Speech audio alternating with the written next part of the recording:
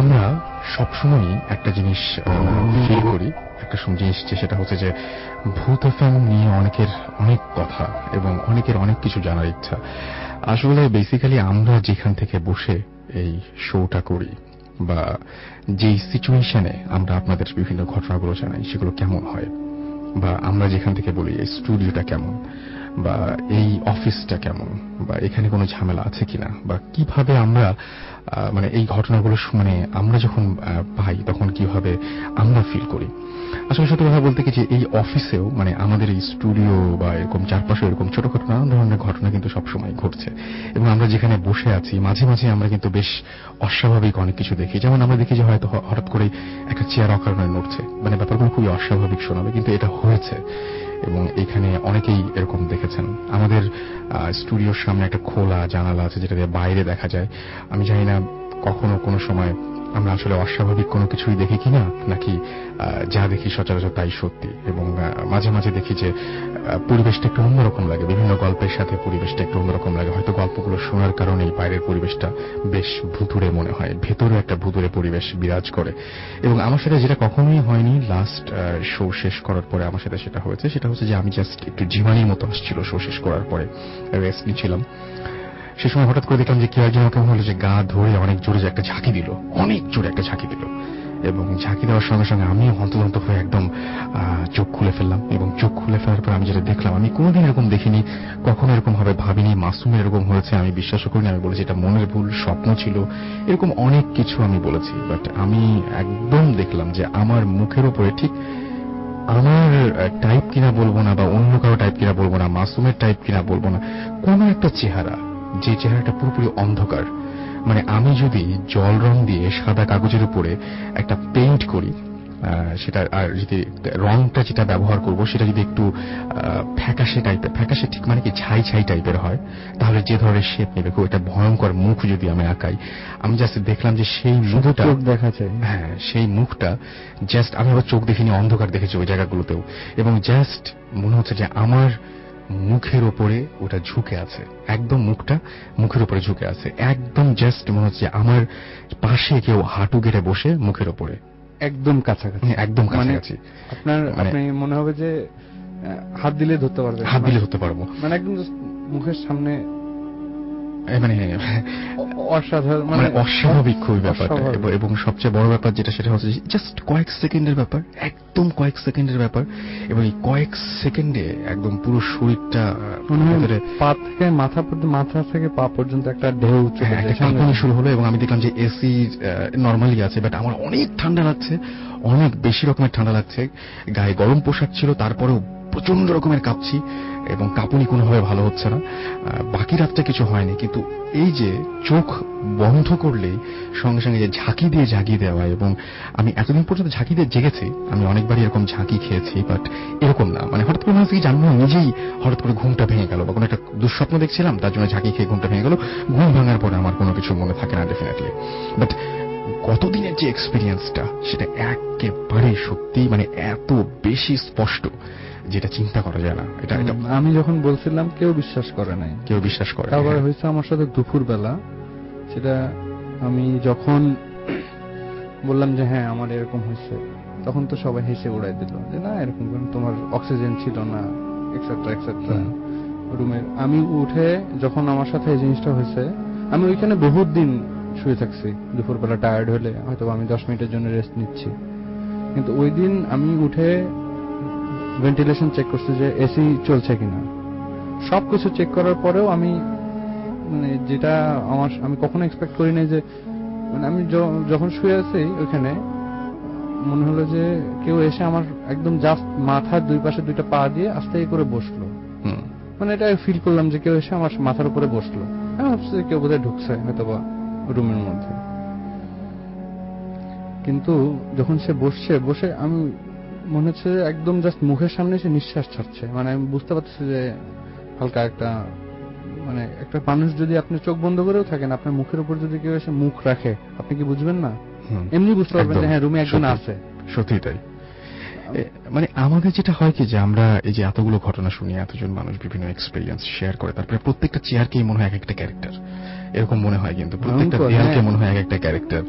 তারপরেও মানে এখানে আসলে কোনোভাবেই মানে কি বলবো যে অন্য কোনো কিছু ঘটা বা আর মজার জন্য কোনো কিছু করা, এটা একেবারেই কোনো কারণ নেই। আমরা শো শুরু করেছিলাম এরকম কারণ থেকে যে এই জিনিসগুলো আমাদের লাইফে ঘটে বলেই হয়তো এই জায়গাটায় আমরা আছি আজকে, এবং আমরা এই ঘটনাগুলো আপনাদের সামনে নিয়ে প্রেজেন্ট করছি, যে এই ঘটনাগুলো আমাদের সাথে ঘটেছে বলেই আমরা হয়তো প্রেজেন্ট করছি।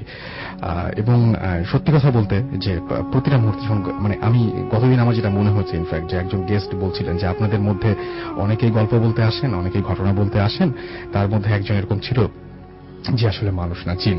আমার কাছে আচ্ছা মানে হতেই পারে, মানে কি আবার নাও হতে পারে, মানে ব্যাপারটা খুবই ফানি লাগছে। বাট হলে কি করব, কিছু করার আছে কি? যে একজন মানুষ আসলে মানুষের বেশি একজন গেস্ট আসছে যে হচ্ছে জিন, থাকতেই পারে।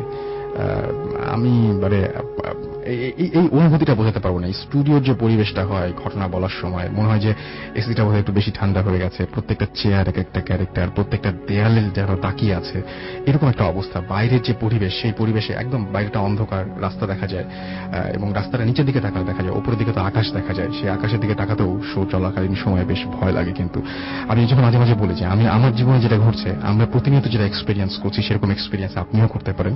ঘরের জানালাটা খোলা রাখুন, দেখুন বাইরের দিকে তাকিয়ে শোটা দিবেন। হ্যাঁ মানে আজকে তো বৃষ্টি হচ্ছে প্রচন্ড রকমের, এবং যদি ঘরের জানালা খোলা রেখে ওই উন্মুক্ত আকাশের দিকে তাকিয়ে আপনি যদি আজকে ভূত এফএমটা শুনতে পারেন, তাহলে বুঝবেন যে অন্যরকম একটা মজা আছে, এবং আমরা কি ধরনের ফিল করি এই ব্যাপারটা। আজকে রেডিও ফুর্তিতে তো অনেক দিন হলো চাকরির, মানে অনেক, মানে ম্যাক্সিমাম টাইম প্রথম দিকে ম্যাক্সিমাম টাইম আমি রাত্রে কাটাইছি অফিসে। সব সময় কিন্তু এরকম আমার হয় না। এক্স্যাক্টলি, মানে আমার প্রত্যেকটা ইঞ্চি ইঞ্চি চেনা অফিসের, কারণ আমি এমন একটা সময় সব জায়গা দেখছি, কিন্তু দুই একটা জায়গায় শুধু আমার সাথে না, মানে তখন আমি মনে হচ্ছে না এটা আসলে আমার সাথে হয়েছে, এবং অন্যদের সাথে সেম জিনিস একই জায়গায় একই রকম ভাবে হয়েছে, এবং তখন সবাই বিশ্বাস করছে যে না আসলেই প্রবলেম আছে একদম। এবং আমি যেটা মানে ফাইনালি ওটা লক। হ্যাঁ, সাধারণত যে একজন লিখেছেন আকরাম রামপুর থেকে লিখেছেন যে মানে কোরআন টোরান পড়ে তারপরে মানে কোরআন পড়লে তারপরে এই জিনিসগুলো হয়তো চান্স অনেক কমে যায়। সেটাই মানে আমরা আমি যেদিন সেটা ফেস করেছি, অনেকে বলে যে মানে ফজরের নামাজের পরে এরকম কিছু হয় না, আমি নামাজ পড়ে তারপরে কিন্তু রেস্ট নিচ্ছিলাম, তখন দুপুরবেলা কেন হবে আমার সাথে? সেটাই। তো যাই হোক, আমাদের এরকম একটা পরিস্থিতির মধ্যে কাটাতে হয়। আমরা মনে হয় যে আমাদের সিচুয়েশনটা আপনাদের বোঝাতে পেরেছি, এবং আসলেই মানে ব্যাপারটা আমাদের কাছে মোটেও ফানি না। যে সমস্ত ঘটনাগুলো আমরা আপনাদের সাথে শেয়ার করি খুব খুব মন থেকে, খুব বেশি রকমের সিরিয়াসলি আমরা ব্যাপারটা নিয়ে খুব বেশি সিরিয়াস। এনিওয়েজ, আমরা চলে যাব এখন ঘটনায়। তার আগে বলে দিই যে আমাদের এসএমএস করার নিয়মটি, আমাদের মোবাইলের মেসেজ অপশনে গিয়ে টাইপ করুন SHOUT শাউট স্পেস আপনার নাম স্পেস আপনার মেসেজ, পাঠিয়ে দিন 9840 নাম্বারে। আর এদিকে আমার কাছে রেগুলার প্রতিদিনের মতোই আজকে একটা ঘটনা রয়েছে। সেই ঘটনাটি যিনি পাঠিয়েছেন তিনি আজকে সংগত কারণে স্টুডিওতে উপস্থিত হতে পারেননি, এবং তার ঘটনাটি আমরা আজকে পড়ে শোনাচ্ছি এই মুহূর্তে আপনাদের কাছে। আশা করছি ভালো লাগবে। লিখছেন, হ্যালো রাসেল ভাই, আশা করি ভালোই আছেন। আমি সনম, রাজশাহীতে থাকি। আমি আমার খালুর কাছ থেকে শোনা একটা স্টোরি আপনাদেরকে লিখলাম, ভালো লাগলে পড়ে শোনাবেন। অনেক দূরে থাকি বলে আসতে পারলাম না। আমার স্টোরিটা শুরু করলাম। জুলাই মাস, আমার তখন মাত্র বিয়ে হয়েছে। আমি চিটাগংয়ে থাকতাম। আমার হাজবেন্ড ইউএস থেকে এসেছিলেন, তাই যতদিন থাকবে তার বোনের বাসায় থাকার ব্যবস্থা করা হলো। আমাদের বিয়ের অনুষ্ঠান শেষ করে পরদিন দুপুরে সব বরযাত্রী সহ ঢাকার উদ্দেশ্যে রওনা দিলাম। ঢাকায় এসে পৌঁছালাম রাত 1টা। ছোট আপার ফ্ল্যাট বড় মগবাজারের বেশ পুরনো একটা বিল্ডিং এর 4 তলায়। প্রায় 10 বছর ধরে এই বিল্ডিং এই আছেন তারা। চটচটে গরমের একটা রাত, সারাদিন জার্নির পর আমি পৌঁছেই অস্থির হয়ে গেলাম গোসলে যাওয়ার জন্য। পুরনো হলেও যথেষ্ট পরিষ্কার পরিচ্ছন্ন বাথরুমের শাওয়ারের নিচে দাঁড়িয়ে অনেকক্ষণ ভিজলাম। গোসলের মাঝখানে হঠাৎই কাপড়ের র্যাক থেকে কোনো কারণ ছাড়াই আমার শুকনো কাপড়গুলো মেঝেতে পড়ে গেল। তাড়াতাড়ি উঠিয়ে তাল করে গুজে রাখলাম যাতে আবার না পড়ে যায়। গোসল শেষ করে কাপড় পরে দরজা খুলতে গিয়ে দেখি ছিটকানিটা নামানো, অর্থাৎ বাথরুমের দরজা শুধুমাত্র ভেজানো ছিল, খিল খোলা। প্রথমে ভাবলাম পুরনো বাড়ির ছিটকানি হয়তো ঢিলে হয়ে নেমে গেছে। তারপরেও নিজের উপর ভীষণ রাগ হলো, এত বড় জিনিস কি খেয়াল করলাম না। লজ্জায় এই ব্যাপারটা কাউকে বললাম না। ছোট আপার একটাই মেয়ে, সুজানা। প্রায় আমার সমবয়সী, তার সাথে দিনরাত অনেক মজা করে গল্প করে দিন ভালোই কাটতে লাগলো। অন্য আরেক দিনের ঘটনা, ছোট আপা খুব সকালে ঘুম থেকে ওঠেন, তবে কখনো তার কাজ বা কথার শব্দ আমাদের কামরায় পেতাম না। সেদিন সকালেই শুনি ছোট আপা কথা বলছেন কার সাথে যেন। চোখ মিটমিট করে তাকিয়ে দেখি, এবং দেখে আমার মাথা চক্কর দিয়ে উঠল। আমাদের বেডরুমের দরজাটা হাট করে খোলা, শুধু লক খোলা না, কপাট খুলে পুরো ঘর উন্মুক্ত। এ কারণেই বাইরের সবার আওয়াজ পাচ্ছি। সাথে সাথে উঠে দরজা লাগিয়ে দিলাম। আমার স্পষ্ট মনে আছে রাতে দরজা লাগিয়ে ঘুমাতে গেছি, কেমন যেন খটকা লাগলো। ওকে ধাক্কা দিয়ে উঠিয়ে বললাম, এই তুমি এইভাবে দরজা খুলে রেখেছো কেন? ও আধা ঘুম থেকে জাগতে জাগতে বলল, কই আমি তো খুলিনি। তুমি না আটকে শুলে। দরজাটা ছিটকেনি ছিল না, সেটা ছিল আধুনিক অফিস ডোর লক, বা যা ভেতর থেকে টিপ দিয়ে বন্ধ করতে হয়। এখানে ছিটকেনি ঢিলে হয়ে নেমে যাওয়ার প্রশ্নই আসে না। এমনকি যে দরজা অল্প খুলেও যায়, কপাট এভাবে খুলবে যদি কেউ হাত দিয়ে ঠেলে দরজাটাকে ঠেসে ধরে। এই ঘটনায় আমি একটু চিন্তায় পড়ে গেলাম। ঘটনাটা আমি সুজানকে বললাম হাসির ঘটনা হিসেবে। দেখলাম অন্য অনেক কথার মতো সুজান হাসতে হাসতে ভেঙে পড়ল না, কেমন একটু গম্ভীর হয়ে শুনল, পরে অন্য কথায় চলে গেল। এর মধ্যে বেশ কবার দুপুরে গোসলে গিয়ে হঠাৎই কোনো কারণ ছাড়া শুকনো কাপড় মেঝেতে পড়েছে, আর আরো 2 বার বাথরুমের ছিটকেনি খোলা অবস্থায় পেয়েছি। যে সময় আমি নিশ্চিত আমি ঠিক করেই ছিটকেনি তুলেছি, ভেবেছি পুরো ছিটকেনির কোনো কবজার দোষ। প্রতিবার ভাবি আপাকে বলবো বা ওকে বলবো একটু মেরামত করে দিতে, কিন্তু আর বলা হয়নি। আরেক রাতের ঘটনা, ভীষণ গরম পড়েছে, তাই মশারি খাটিয়ে শোয়া ছাড়া উপায় নেই। গরমের সাথে পাল্লা দিয়ে মশার উৎপাত। ভালো করে মশা দেখে নিশ্চিত হয়ে ঘুমালাম যে মশারির ভেতর আর কোনো মশা নেই। অনেক রাতে ঘুম ভেঙে গেল। মশার কামড়ে অতিষ্ঠ হয়ে আমি আর আমার স্বামী দুজনেই উঠে বসলাম। বিরক্ত হয়ে সে বলল, তুমি কি মশা মারোনি? এত মশা এলো কোত্থেকে? আমি বললাম, আমি তো মেরেইছি। আবার ঢুকেছে নিশ্চয়ই। বেড সুইচ টিপে বাতি জ্বালিয়ে হতভম্ব হয়ে গেলাম। দেখলাম আমার দিককার মশারি, যা বিছানার তোষক নয়, ম্যাট্রেসের নিচে, তা ভালোভাবে গুছিয়ে আমরা শুই, পুরোটাই খোলা, মেঝেতে লুটোচ্ছে। তাও শুধু আমার দিকের একেবারে মাথা থেকে পা অব্দি। এই মশারি ম্যাট্রেসের নিচে থেকে টেনে বের করে রীতিমতো কায়দা করতে হয়, নয়তো মশারি ছিঁড়েই যাবে। ও আমাকে বিরক্ত হয়ে বলল, কি তুমি দেখছি মশারি না গুজে শুয়ে পড়েছ। এই কাজটাও আমি কোনো জন্মে করব না। এমনকি উঠতে হলেও অল্প একটু মশারি তুলে নেমে গিয়ে সাথে সাথে আবার গুজে দেই। এর অন্যথা কখনো হবে না। আমি আমার স্বামীকে বলতেও সে তেমন গা করল না। আমার দায়িত্বহীনতায় খানিকটা সন্দেহ আর বিরক্তি নিয়ে ঘুমোতে গেল। পরের দিন সকালেই নাস্তার টেবিলে হাসতে হাসতে কাল রাতে আমার ভুলো মনের ঘটনা আমার স্বামী সবাইকে বলল। আমি একটু সপক্ষে বললাম, কিন্তু কোনো যুক্তি খুঁজে না পাওয়ায় তেমন জোর পেলাম না বলায়। সুজান আর তার মা, মানে ছোট আপা, দেখলাম চোখাচোখি করল, অন্য কিছুর মতো হাসল না। এবার সেই রাতেই আমি ঘরে বাতি নিভিয়ে গান শুনছি। হঠাৎ রাত 10টার মতো হবে, ঘরের পাশে একটা লাগোয়া বারান্দা, ওইখানে বাতি জ্বলছে শুধু। হঠাৎ আমার চোখ আপনাতেই চলে গেল সেদিকে। আমার তীব্রভাবে মনে হতে লাগলো বারান্দায় কেউ আছে, অপরিচিত। একটা অদ্ভুত আতঙ্ক খামোখাই ঘিরে ধরল আমাকে। আমি বেশিক্ষণ তাকিয়ে থাকতে পারলাম না। ওই ঘর থেকে বেরিয়েই এক ছুটে সুজানের ঘরে গিয়ে দাঁড়ালাম।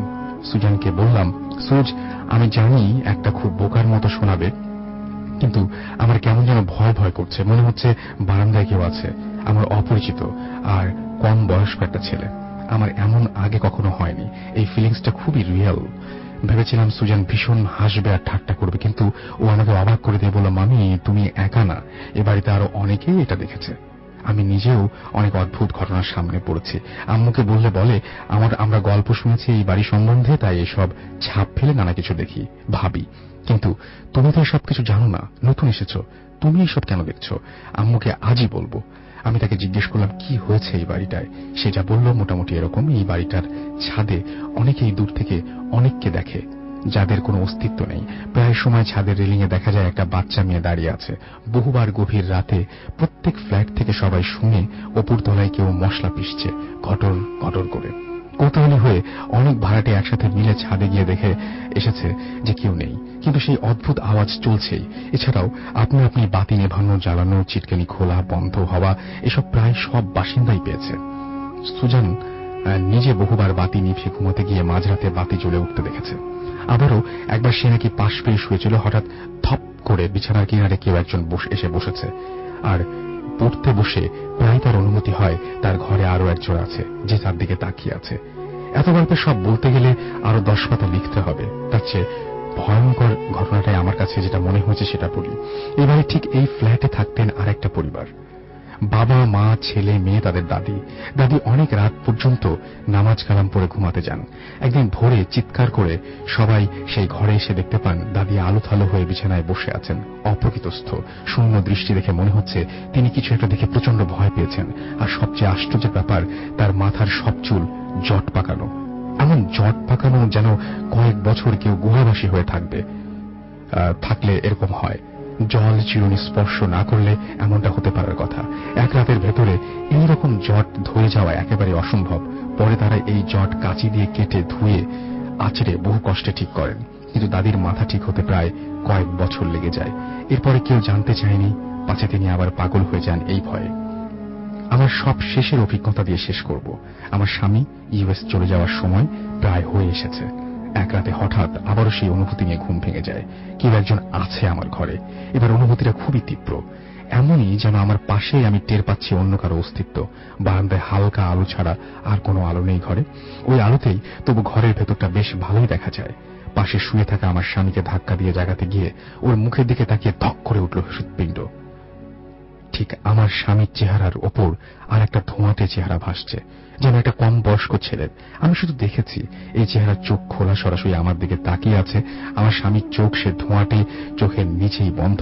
সে ঘুমাচ্ছে, কিন্তু অন্য মুখটা জেগে ঠিক আমার দিকেই তাকিয়ে আছে। আর তাই এই অনুভূতি নিয়ে আমি জেগে উঠেছি। প্রচন্ড আতঙ্কে আমি ছিটকে সরে গেলাম একপাশে। তখনই ও জেগে উঠল, আর সে জেগে উঠতেই এই ধোঁয়াটে মুখটা অদৃশ্য হয়ে গেল। আমি তাকে বললাম সব। সে আমাকে বলল সব মনের ভুল, ঘুমিয়ে পড়ো। এরপর আমি চলে এলাম চিটাগাং। আপারা ওই বাসা ছেড়ে বনানীতে চলে যায়। আজ এখনো ওই সব কথা আমার স্বামী ভাবে আমার মনের ভুল।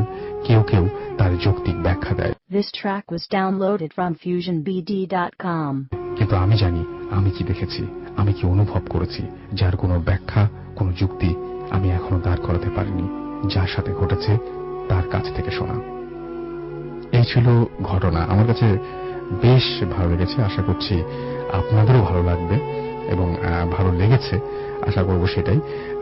আমরা ছোট্ট একটা ব্রেক নিব, এবং এর মাঝখানে অনেক এসএমএসও চলে এসছে। আমরা কিছু এসএমএস পড়েও ফেলি। অর্ণব দাস আমাদেরকে এসএমএস করেছেন, অনেক আমাদের এসএমএস করেছেন, এবং তিনি ভূত এফএম নতুন শুনছেন। ওয়েলকাম টু রেডিও ফুর্তি, এবং ভূত এফএম আপনাকে অনেক স্বাগতম জানাচ্ছি।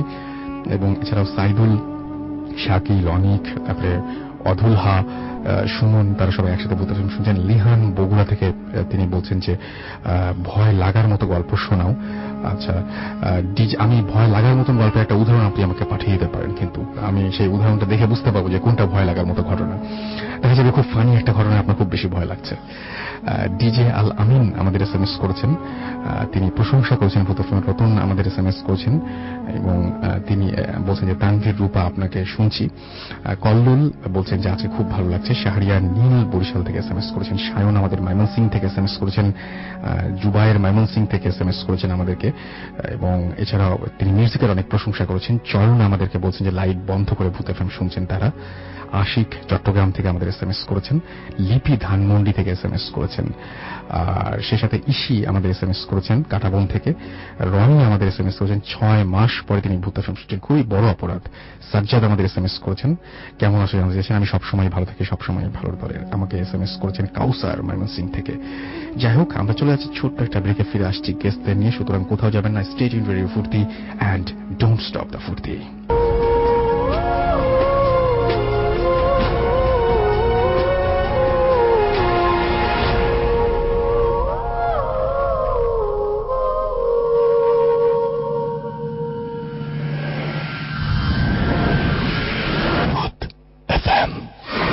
Haunted by Airtel.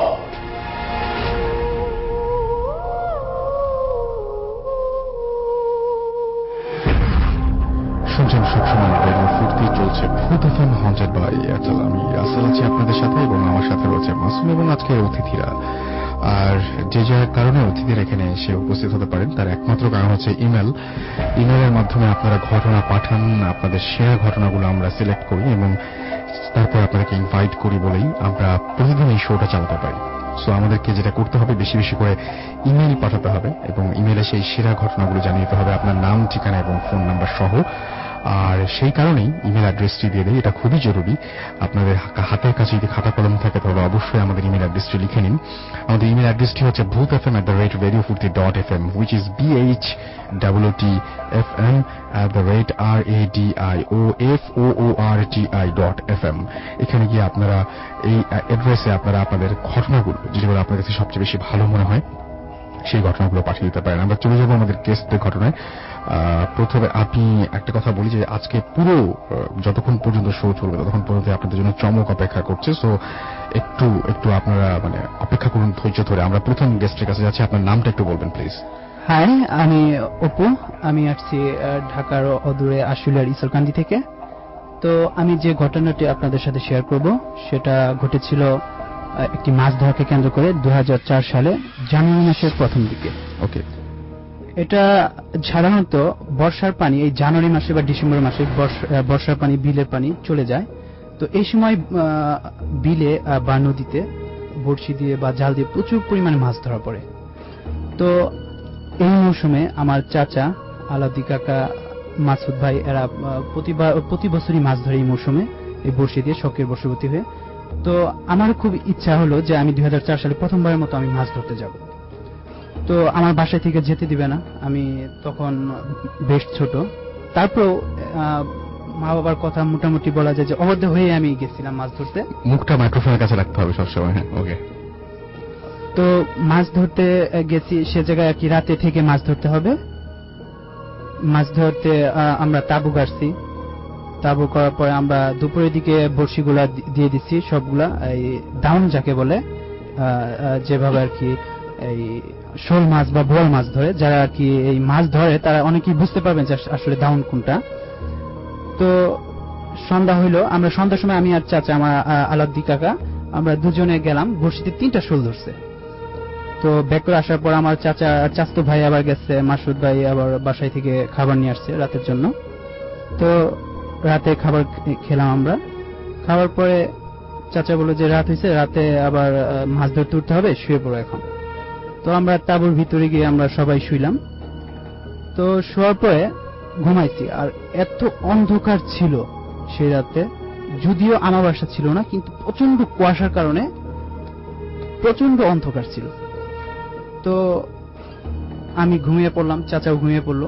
তো হঠাৎ রাতে পানির শব্দ, প্রচন্ড পানির শব্দ, আর শব্দটা আসছে আমি যে বড়শিগুলা দিছি আমরা দাউন, সেই দিক থেকে। তো পানির শব্দে ভাবলাম যে বড়শিতে হয়তো বা মেবি অনেক বড় একটা মাছ ধরছে। তো আমি উঠে আমি চাচাকে ডাকলাম যে চাচা উঠেন, অনেক বড় একটা মাছ ধরছে। তো চাচা এমন ঘুম আসছে যে আমি তাকে জাগাতে পারলাম না। তো আমিও বেশ ছোট ছিলাম, তো আমি ভাবলাম যে হয়তোবা অনেক বড় একটা মাছ ধরছে, আমি কাউকে দেব না, আমি নিয়ে চলে যাব। তো আমি তাঁবু থেকে আস্তে আস্তে বেরোলাম যাতে কেউ সজাগ না হয়। তো আইসা নৌকায় উঠলাম। নৌকায় উঠে বড়শির কাছে যাইতেই দেখি বড়শিতে অনেক বড় একটা মাছ ধরছে, বলের মতো আমার কাছে লাগতেছিল। তো কাছে যখনই বড়শিটা আমি উঠাবো, ছিপটা ধরবো, এই বোয়াল মাছটা বড়শি সহ নিয়ে যাচ্ছে, ছিপ সহ নিয়ে যাচ্ছে। তো আমি ভাবছি অনেক বড় মাছ, তো মাছটা ধরতে হয়। আমিও বলছি ছিপটা ধরতে যাই, মাছের টান দিয়ে চলে যায়। আমি ধরতে যাই, ছিপ টান দিয়ে চলে নিয়ে যেতেছে। তো এমন সময় হঠাৎ আমার সামনে চোখ যায়, দেখি যে আমার সামনে একটা উঁচু জায়গা এবং 2টা বড়ই গাছ। তো আমার তখন সেন্স আসে আসলে আমি কিসের পিছনে ছুটছি, এটা কি মাছ নাকি অন্য কিছু। যদি মাছ হইতো তাহলে এই বিলের মাঝে জঙ্গল থাকে বা অন্য বিভিন্ন কিছু থাকে, এই মাছ হলে এই বড়শির ছিপটা সহ এটা টেনে নেওয়া যাওয়া সম্ভব না, ইম্পসিবল। তো আমি সেটা ভাবতে, আর তার মধ্যে যে এই বিলের মাঝকে যে উঁচু জায়গা বড়ই গাছ আছে, এটা নিয়ে অনেক ভৌতিক কাহিনী আছে। দেখা যায় যে কিছুদিন পর পর সে জায়গায় গলা কাটা লাশ পাওয়া যায় বা বেয়ারিশ লাশ পাওয়া যায়। এটা প্যারানরমাল কাহিনী বা কেউ মেরে এসে রেখে যায় কিনা সেটা আমরা জানি না, তবে এই জায়গায় সচরাচর কারো প্রয়োজন না পড়লে এই জায়গাটায় যায় না। তো সেই কথা ভাবতে ভাবতে আমার শরীর প্রচন্ড আর কি, আমি একদম ভয় পেয়ে গেছি যে কি করবো আমি এখন, এটা কি ছিপটা কি ধরবো নাকি আমি ব্যাক করে চলে আসবো। তো সিদ্ধান্ত নিলাম যে যখন আসছি তাহলে ছিপটা শেষবারের মতো ধরবো, যদি ধরি, যদি এবার ধরতে পারি ধরবো, না হলে আমি ব্যাক করে চলে আসবো।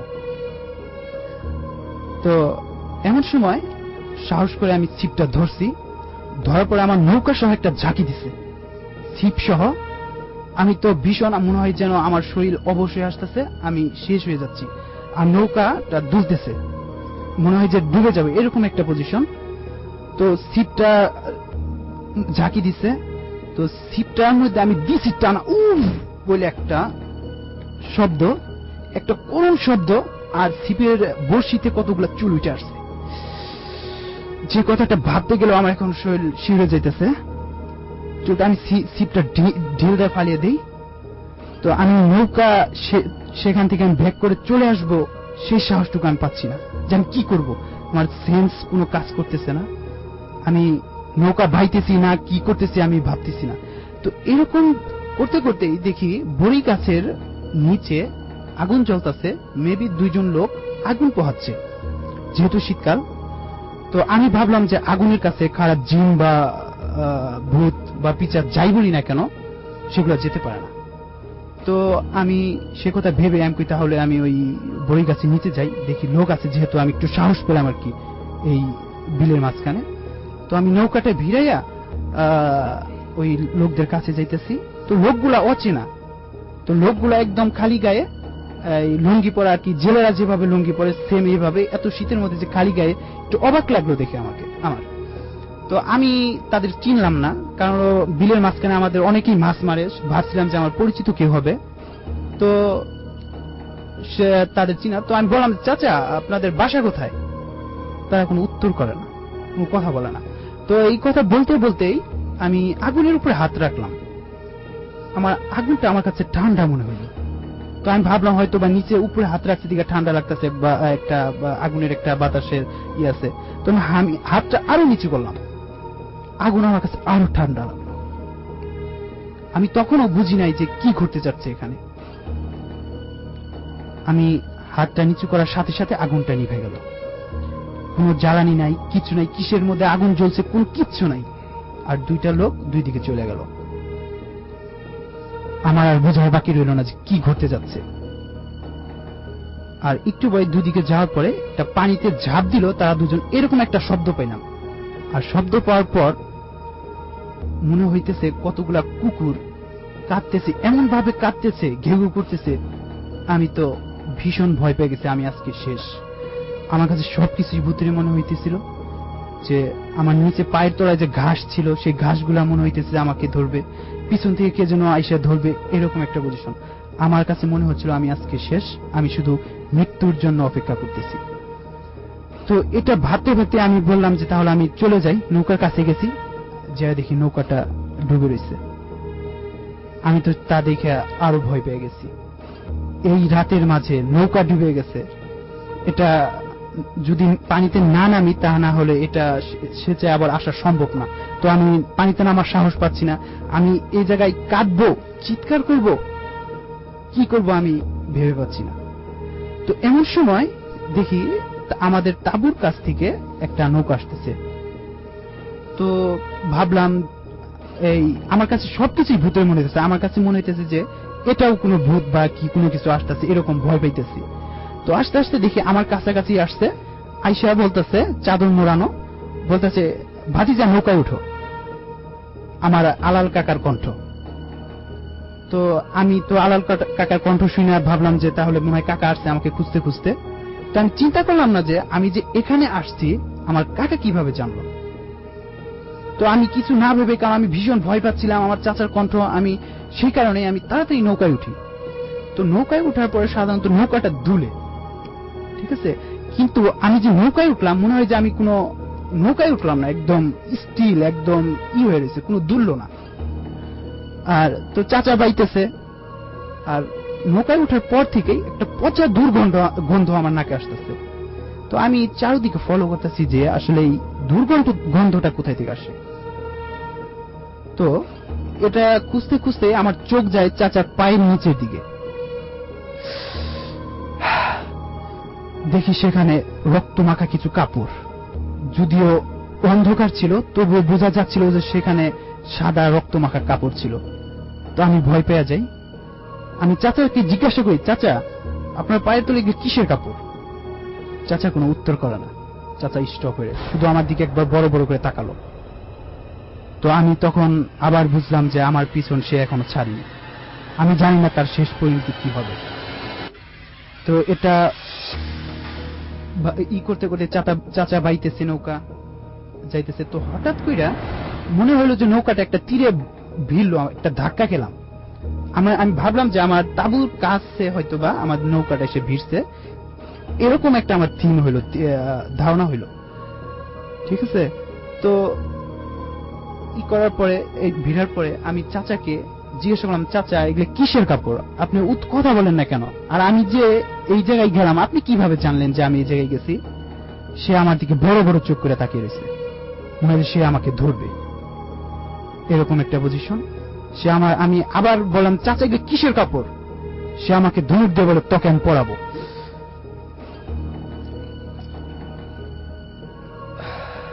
শেষ করে ফেল। হ্যাঁ, তারপর শুনি। তারপর আমি নৌকা থেকে অনেক কষ্টে, আমি মনে হইতেছিল যে আমি শেষ, আমি নৌকা থেকে নেমে আমি দৌড় দিলাম। দেওয়ার পরে পিছন থেকে সে আমার টেনে ধরছে। আমার গায়ে চাদর ছিল, চাদর রেখেই আমি দিছি দৌড় দেওয়ার পর সামনে আমি মনে হলো যে একটা দেয়ালের সাথে ধাক্কা খেলাম ভীষণ জোরে। ধাক্কা খাওয়ার পর পড়ে গেলাম। আমার কোমর থেকে নিচের অংশ পানির মাঝে পড়ে গেল, আর বুক থেকে কোমর থেকে উপরের অংশ পানির উপরে রয়েছে। তো এমন সময় দেখি যে আমার উপরে এক মাথাহীন, বুকে জল করছে চোখ, এরকম একটা ব্যক্তি দাঁড়িয়ে আছে। আমি জোরে একটা চিৎকার করি, তারপর আর আমি কিছু বলতে পারি না। পরে সকালে আমি পরের দিন দুপুরে আমার জ্ঞান ফেরার পর আমি দেখি গুটিয়া হসপিটালে। আচ্ছা, এটা কতদিন আগে ঘটনা ছিল? এটা 2004-এর ঘটনা, জানুয়ারি মাসে। ওকে, ফাইন। আমরা আমাদের পরবর্তী ঘটনায় যাব। থ্যাংক ইউ সো মাচ আপনার ঘটনা শেয়ার করার জন্য। আমার এলাকার আমার ভাগ্নি শাকিল, কবিতা, এটা প্লিজ আমাদের যাই হোক, আমরা এর পরের ঘটনা যাচ্ছি এবং আমাদের সাথে আরো একজন গেস্ট রয়েছেন। এর মাঝখানে আমি কিছু SMS পড়ে ফেলতে চাই। মিল্টন আমাদেরকে নরসিংদী দাসপাড়া থেকে SMS করে বলেছেন যে, হাউ আর ইউ রাসেল ভাই, আমি সবসময় ভালো থাকি এবং সবসময় ভালো ধরে তিনি লিখেছেন, আমি আমার ওয়াইফ একসাথে ভূত FM শুনছি এবং তার ঘটনাগুলো ভালো লাগছে। চাঁদনি আমাদের SMS করেছেন, ভূত FM অনেক প্রশংসা করেছেন। এছাড়াও আমাকে লিখেছেন মিঠি ফ্রম উত্তরা যে, this is my first SMS। আজ আমার ভাইয়া, ভাবি, নিউটন, ভাতিজি, আচ্ছা নিউবর্ন ভাতিজি, তাদের সবাই মিলে একসঙ্গে শুনছেন এবং তারা এনজয় করছেন। রৌনক নরসিংদী থেকে লিখেছেন, একা ভূত FM শুনছি, আই লাভ ভূত FM। ডেভিড লিখেছেন যে, আজ মনে হয় ভয় লাগবে। মালিহা আমাদের SMS করেছেন যে, স্টোরিগুলো ভালো হচ্ছে। মারিহা আমাদের SMS করেছেন, তিনি ভ্যাম্পায়ার ডায়েরিজ পছন্দ করেন অনেক বেশি, সেটা লিখেছেন। হিমেল ময়মনসিং থেকে SMS করেছেন, কিছু বলেননি। জেফরিন আমাদের রাজশাহী থেকে SMS করেছেন, ছাদে তিনি তার মা ভূত FM শুনছেন একসাথে এবং চাঁদটা অনেক সুন্দর লাগছে। আমরা চলে যাচ্ছি আমাদের পরবর্তী ঘটনা। ইন দ্য মিন টাইম আপনি যদি SMS পাঠাতে চান তাহলে সেলফোনের মেসেজ অপশনে গিয়ে টাইপ করুন SHOUT শাউট স্পেস আপনার নাম স্পেস আপনার মেসেজ পাঠিয়ে 9840 নাম্বারে, এয়ারটেল নাম্বার থেকে বা অন্য যে কোনো নাম্বার থেকে। চলে যাই আমরা ঘটনায়। হ্যালো লিসেনার্স, আমার নাম মইনুল, অনেকে আমাকে মন্টিভা ম্যাক্স ভাই নামেও চিনে। তো রাসেল ভাইকে থ্যাঙ্কস আমাকে আবার সুযোগ দেওয়ার জন্য এবং মোস্ট ওয়েলকাম। মহান রাসেলকে থ্যাঙ্কস আমার সঙ্গে আসার জন্য। সো আমি স্টোরিতে যাচ্ছি। আমি আগে বলেছি যে আমার বাসা জিয়াতলায়। তো প্রথমে বলেছিলাম যে আমি ছোটবেলায় খুব ভীতু ছিলাম। তো রিজনটা বের করলাম যে আমি অ্যাকচুয়ালি কেন ভীতু ছিলাম। তখন আমার বয়স 4 কি 5। তো আব্বু আম্মু আমি একসঙ্গে শুতাম। তো আমাকে 10টার মধ্যে ঘুম পাড়িয়ে দেওয়া হইতো ছোট ভাই। তো আমাদের বাসায় রঙের কাজ লাগানো হয়েছিল, এই কারণে আমাদের সবচেয়ে যে ছোট ঘরটা, যার পাশে হচ্ছে গেল বাগান, সেখানে আমরা ঘুমাতাম আর কি। তো 10টা সাড়ে 10টার দিকে আমাকে ঘুম পাড়ে। তো আব্বু ফুপু আম্মু ওরা সবাই একসঙ্গে কথা বলতেছিল পাশের রুমে। তো হঠাৎ 12টা একটা দিকে ঘুম ভেঙে গেল। পাশে তাকায় দেখলাম যে আমাদের যে জানালাটা বন্ধ থাকার কথা সেই জানালাটা খোলা এবং জানলা ঠিক ওই পারে খুব লম্বা 10 থেকে 12 ফিটের একটা লোক আমার দিকে তাকায় আছে। মানে লাইফে মনে হয় এরকম ভয় পাইনি। চিৎকার করার জন্য হা করলাম, গলা দিয়ে কোনো শব্দ বের হইতেছে না। দেখলাম যে লোকটার আস্তে আস্তে হাতটা আমার দিকে আগে আসতেছে, এরপর কিছু মনে নাই। সকালবেলা যখন ঘুম ভাঙলো ভাবলাম জিনিসটা হয়তো স্বপ্ন হতে পারে, এটা অপর কিছু নাই। কিন্তু ঘুম ভাঙার পরেই সবার প্রথমে বকা শুরু হইলো, কারণ আমি ছোটকালে খুব দুষ্ট ছিলাম। এবং শুনলাম যে বকার কারণ হচ্ছে গেল যেই সাইডে জানলার ধারে ওই লোকটা হাত বাড়িয়ে দিছিল, ওই সাইডে জানলার যে মানে ওই মশারির যে আটা ছিল, ঝুলগুলো পুরো ফাড়া ফাড়া করে কাটা, ব্লেড দিয়ে কাটলে যেরকম হয়। তো আমার স্পষ্ট মনে আছে যে আমি এরকম কোনো দুষ্টামি করিনি।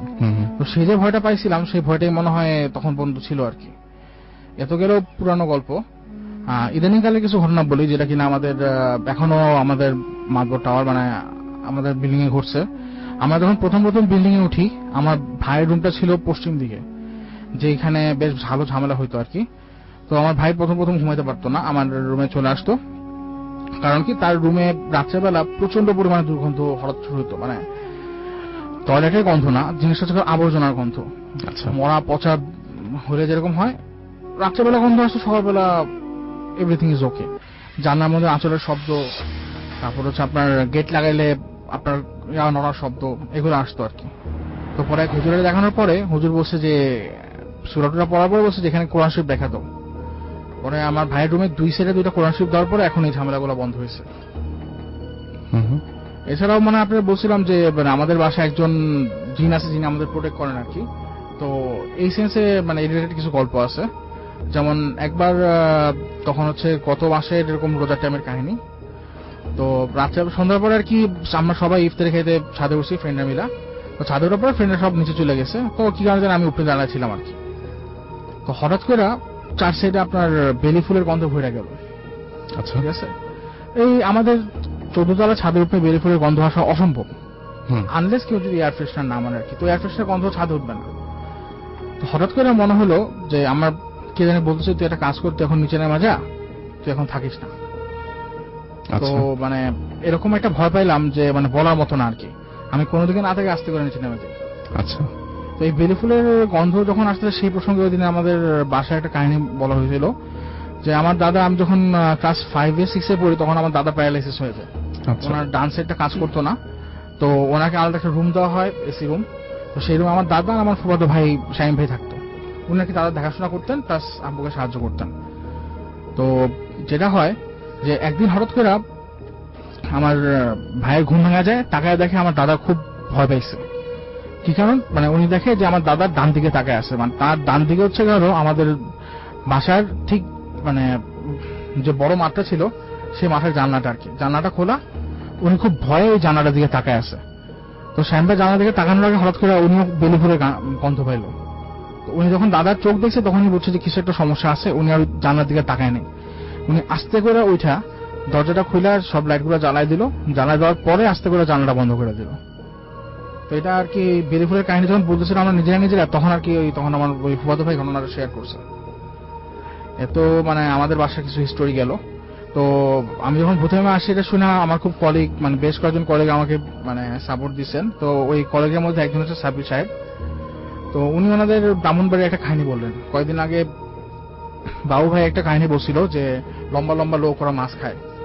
তো ওনার কাহিনীটা ঠিক সেরকম। ব্রাহ্মণবাড়ি আমাদের পুরানো বাসা, বাবার বাড়ি, প্রায় 20 বছর আগের কাহিনী।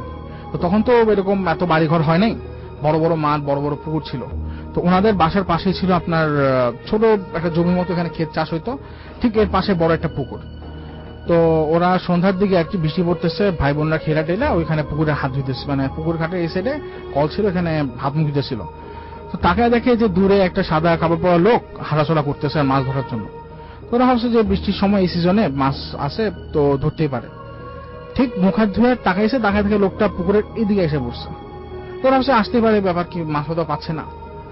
পরে যখন মানে তিন চারজন ভাই বোন ছিল, সবার যখন মুখ হাত ধোয়া শেষ, জাস্ট তাকায় দেখে ওই পুরো লোকটা ওদের সামনে, এবং লোকটা আসলে বেটে না, প্রায় 8 থেকে 10 ফিট লম্বা। ওরা দেখে খুব ভয় পাইলো এবং দৌড়ে বাড়ির ভিতরে চলে গেল। তো বাড়ির ভিতরে যখন চিরাচিরি করে ঢুকলো, তখন আশেপাশের লোকজন যারা ছিল ওরা আয়সা পড়ছে লাঠি হাতে, কি হলো কি দেখি, কি দেখে কিছু নাই। আর বৃষ্টি পড়তেছে, ওরা ভাবছে পোলাবেন হয়তো বা নিজের মধ্যে ফাইজলামি করতে করতে ঢুকছে, বড়দের সামনে ধরা পড়ে যাওয়ার পরে মিথ্যা কাহিনী বলতেছে। আচ্ছা তো আমার ওই সাব্বির ভাই যে উনি আবার একটু ডান পিঠে ছিলেন, উনি আবার পরের দিন সকালবেলা ওই ইয়ার ধারে গেছেন। তো যেহেতু ইয়া ছিল আপনার কাদামাটি ছিল, কারণ আগের দিন বৃষ্টি হয়েছে, উনি গিয়ে দেখলেন যে ওখানে খুব বড় বড় পায়ের ছাপ, মানে অনেক লম্বা লোকের যেরকম পায়ের ছাপ, এবং সবচেয়ে বড় কথা হচ্ছে পায়ের ছাপগুলো উল্টা। This track was downloaded from FusionBD.com. আচ্ছা, ওইখানে যে তারা খুঁজে পেলেন যে পায়ের ছাপগুলো উল্টা, তার মানে যা দেখেছিলেন তা মোটামুটি ওনাদের থেকে ওকে, বাট মানে বড়রা বিশ্বাস করে না আর কি। আচ্ছা। তো এই বিশ্বাসের কাহিনী সূত্রেই 2 সপ্তাহ পর একটা ঘটনা হয়ে গেল যে ওনাদের বয়সী একটা, মানে ওদের এখানে ভাড়াটিয়া থাকতো একটা মেয়ে, খুব সুন্দর দেখতে, ওদের বয়সী ক্লাস 8-9 পড়ে। তো ও আবার এই জিনিসটা আর কি খুব কটূক্তি করতেছিল, তোরা আসলে কিছু দেখোস না, ইচ্ছা করে মানে পড়াশোনা ফাঁকি দেওয়ার জন্য এরকম এরকম ঢং করতেছিলি হ্যান ত্যান। তো 2 সপ্তাহ পরের ঘটনা, হঠাৎ করে একদিন বিকেলের দিকে মানে সবাই দেখতেছে মেয়েটা পরের রুমে পড়তেছে, কয়েক সেকেন্ড পর দেখা যায় যে মেয়েটা নাই। আচ্ছা, তো মেয়েটা কখনো বাসায় কারো না বলে যায় না, কারণ মেয়ে আর বাবা ওরা দুজন থাকতো মাত্র, সো বাবার কোনো সমস্যা হলে মেয়ে দেখতো, তো মেয়েটা কারো না বলে কখনো যেত না। তো প্রচন্ড খোঁজ খবর লাগানো শুরু হলো, প্রায় আধা ঘন্টা ধরে খোঁজা হলো, কেউ খুঁজে পাচ্ছে না। হঠাৎ করে ওরা শব্দ শুনতে পেলো, মানে পুকুরের মধ্যে ভারী কিছু বলে ঝপাং করে যেরকম শব্দ হয় ওরকম। আচ্ছা, ওরা দৌড়ে গেল পুকুর পাড়ে, দেখলো যে মেয়েটা পুকুর পাড় থেকে উঠে আসতেছে। ওরা অনেক কিছু জিজ্ঞেস করতেছে, বাট মেয়েটা জাস্ট মানে মানুষজন হঠাৎ করে কিছু ভয় পাইলে যেরকম মানে কথাবার্তা বন্ধ হয়ে যায়, চোখ দুটো মানে ইয়া হয়ে যায় বিস্ফোরিত, এরকম ওরকম ভাবে আস্তে আস্তে হাইটা পুকুর পাড়ে এসে অজ্ঞান হয়ে গেল। প্রচন্ড জ্বর। 2 দিন পরে যখন মেয়েটার মানে জ্ঞান ট্যান ফিরলো, ওরা যখন বলা হলো যে কি হয়েছে, মেয়েটা জাস্ট এটুকু উত্তর দিতে পারছে যে আমি পড়তেছিলাম পড়ার রুমে বসে, হঠাৎ করে পাশের জানালাটা খুলে গেল, মানে জোরে একটা বাতাস আসলো, এরপর আমার কিছু মনে নেই। ওকে, এই ছিল আপনার ঘটনা, right? Okay, thank you so much. আমরা আমাদের পরবর্তী গেস্টের কাছে যাব এবং তার মাঝখানে কিছু SMS আমরা পড়ে ফেলতে চাই। আমাদেরকে তিথি SMS করেছেন আজিমপুর ঢাকা থেকে, যে তার ভয় লাগছে, একই সাথে যাদের ভয় লাগছে তারা হচ্ছে রকিবুল চট্টগ্রাম থেকে, দেলোয়ার সিলেট থেকে, রিমল মোহাম্মদপুর থেকে SMS করেছেন এবং দেখেছেন কয়েক এপিসোড ধরে ভূত FM তার কাছে অনেক ভালো লাগছে। এবং নাবিল নাহিদ প্রণব তারা রাজশাহী থেকে সাগরপাড়া থেকে লিখেছেন যে এখানে একটা ভুতুরে বাড়ির গল্প তারা জানেন এবং সেটা তারা সবাই সামনাসামনি মানে সম্মুখীন হয়েছেন আর কি, সেই ভুতুরে বাড়ির সেই ঘটনার সম্মুখীন হয়েছেন তারা। আমি বলবো যে অবশ্যই আপনারা দেরি না করে আমাদের SMS ইমেলের মাধ্যমে জানিয়ে দিন সেই ঘটনাটি। আমাদের ইমেল অ্যাড্রেস নিশ্চয়ই জানা আছে, bhootfm@radiofurti.fm। এখানে আপনাদের ইমেল অ্যাড্রেস, এই অ্যাড্রেসে নাম, ঠিকানা এবং ফোন নাম্বার সহ আপনার ঘটনাটি পাঠিয়ে দিন। ইনশাল্লাহ আমরা পড়ে শোনাবো, বা আপনারা এখানে প্রেজেন্ট থাকতে চান তাহলে তো কোনো কথাই নেই। নেওয়াজ আমাদের SMS করেছেন, আজকের স্টোরিগুলো তার কাছেও ভালো লাগছে। সবুজ আমাদের লিখেছেন আপনি SMS পড়েন না কেন, SMS পড়লে তাহলে তো গল্প শুনবেন কখন। আমাদেরকে আশিস ঢাকা ইউনিভার্সিটি থেকে লিখেছেন যে তারা 5 ফ্রেন্ড মিলে একসাথে ভূত FM শুনছেন, খুব এনজয় করছেন। দীপ্ত আমাদের SMS করেছেন ময়মনসিং থেকে। এছাড়াও আমাদের SMS করেছেন শাকিল আহমেদ গাজীপুর থেকে। রাজন আমাদের SMS করেছেন, এটা তার 3rd SMS। এবং আমাদেরকে আরো অনেকে দেখতে পাচ্ছি যে SMS করেছেন। নেক্সাস আমাদের SMS করেছেন ডেভিড, এবং আমাদেরকে SMS করেছেন পিকুল, SMS করেছেন আলামিন, দেশি বয়, তারপরে এছাড়াও মনিরুল, ফাবিয়ান, মিল্টন, তারপরে আমাদের SMS করেছেন পলাশ, দিবা, অপু, উপমা, বাপ্পা মিরপুর 6 থেকে। এছাড়াও আরো অনেকেই দেখছি SMS করেছেন। আমরা পরবর্তী ঘটনা যাচ্ছি আমাদের পরবর্তী গেস্টের কাছে। থ্যাংক ইউ রাসেল ভাই। হ্যালো লিসেনার্স, আমি শোভন, আমি এসেছি ধানমন্ডির জিগাতলা থেকে। আমি আমেরিকান ইন্টারন্যাশনাল ইউনিভার্সিটি AIUB তে BBA ডিপার্টমেন্টে পড়ছি। তো যার ঘটনা আপনাদের সাথে শেয়ার করব উনি হচ্ছেন আমার এক বড় ভাই, ওনার নাম মামুন ভাই। আপনারা অনেকেই হয়তো চিনবেন, উনি গুড্ডি ব্যান্ডের লিড গিটারিস্ট। তো ওনারা একবার ওনাদের ব্যান্ড গ্রুপ নিয়ে গিয়েছিলেন মানিকগঞ্জের একটা জায়গায় একটা বিয়ের অনুষ্ঠানে প্রোগ্রাম করতে। আপনারা অনেকেই জানেন যে অনেক জায়গায় বিয়ের প্রোগ্রামে অনেক সময় দেখা যায় যে ছোটখাটো কনসার্ট বা সঙ্গীতানুষ্ঠান করা হয়। তো এই ধরনের একটা বিয়ের প্রোগ্রামে তাদের এক ক্লোজ ফ্রেন্ডের অনুরোধে তারা গিয়েছিলেন পারফর্ম করতে। তো অ্যাজ ইউজুয়াল প্রোগ্রাম শেষ করতে করতে প্রায় 2:30-3টা বেজে যায়। দেন তারা রেস্ট নেন কিছুক্ষণ, খাওয়া দাওয়া শেষ করে তারা যখন রওনা দিতে যান তখন সেখানকার লোকজন তাদেরকে বলে যে আপনারা আজকে রাতে যাওয়ার কোনো প্রয়োজন নেই, আপনারা এক কাজ করে আগামীকাল সকালবেলা রওনা দেন।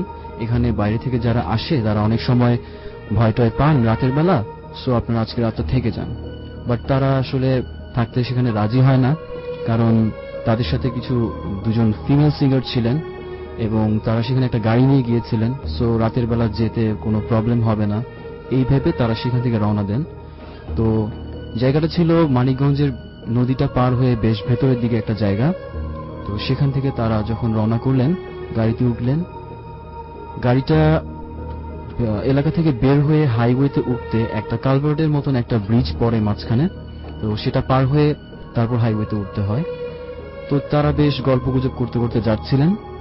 তো তারা যখন সেই ব্রিজটা পার হতে যাবেন তখন তারা একটা জিনিস লক্ষ্য করেন যে ব্রিজের ঠিক রেলিংটার উপরে শেষ প্রান্তে একটা লোক, জাস্ট গ্রামের একজন মধ্যবয়স্ক লোক যেমন হুক্কা খেতে বসলে ঠিক যেই স্টাইলে বসবেন ঠিক এই স্টাইলে বসা, বাট উল্টা দিক করে, মানে তাদের গাড়িটা যেদিকে যাচ্ছিল তার ঠিক উল্টা দিক করে।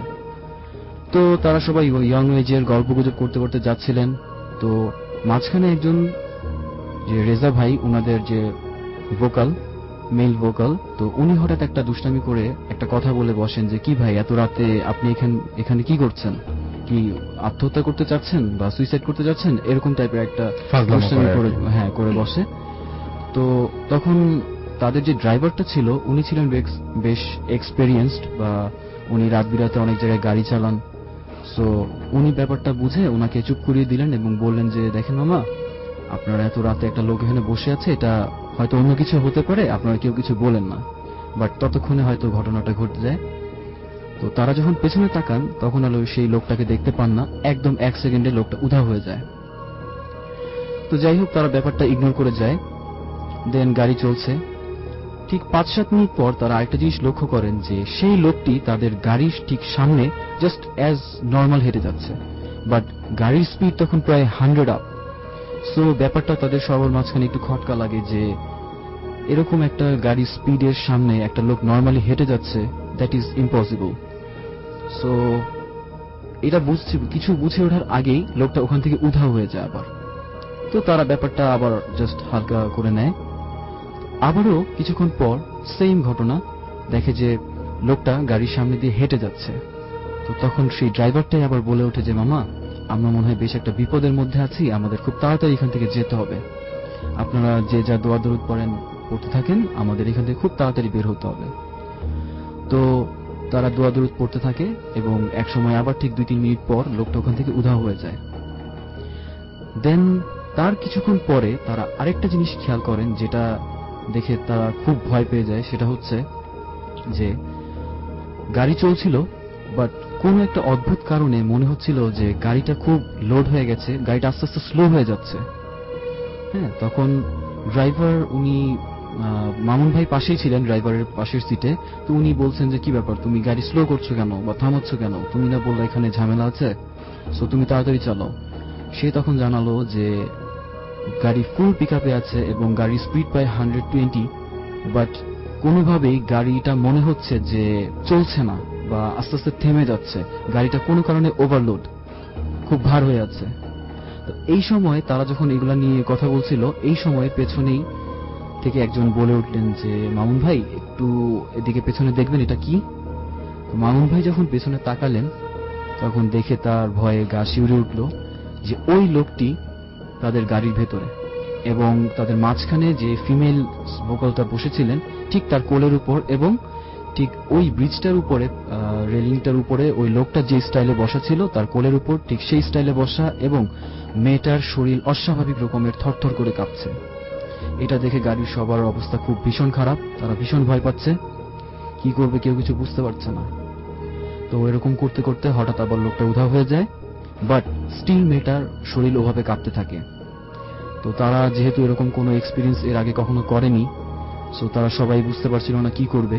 সেই ড্রাইভারটি আবার তখন বলল যে মামা, আমার মনে হয় উনি খুব ভয় পেয়েছেন, তো আপনারা এক কাজ করেন, ওনার গায়ে কেউ জোরে একটা ধাক্কা দেন বা কেউ একটা চড় থাপ্পড় কিছু একটা মারে।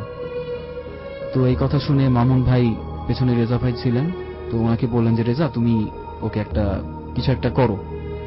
তো রেজা ভাই ওনার গালে হালকা একটা থাপ্পড় মারলেন, কিন্তু থাপ্পড় মারার সাথে সাথে রেজা ভাইয়ের হাত ওই মেয়েটি খুব শক্তভাবে খপ করে ধরে বসলো, এবং রেজা ভাই ফিল করলেন যে মেয়েটির গায়ে অস্বাভাবিক রকমের শক্তি চলে আসছে, এবং মেয়েটি মনে হচ্ছে যে রাগে ফোঁস করছে তার দিকে তাকিয়ে। মনে হচ্ছে এমন একটা অবস্থা যে রেজা ভাইকে তার হাত ভেঙে ফেলবে বা এরকম কিছু একটা তাকে করে বসবে।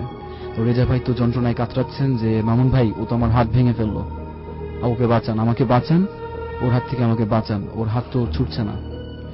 তখন তো ভীষণ খারাপ অবস্থা, তারা আরো ভয় পেয়ে গেল যে কি করবে, কেউ কিছু বুঝতে পারছে না।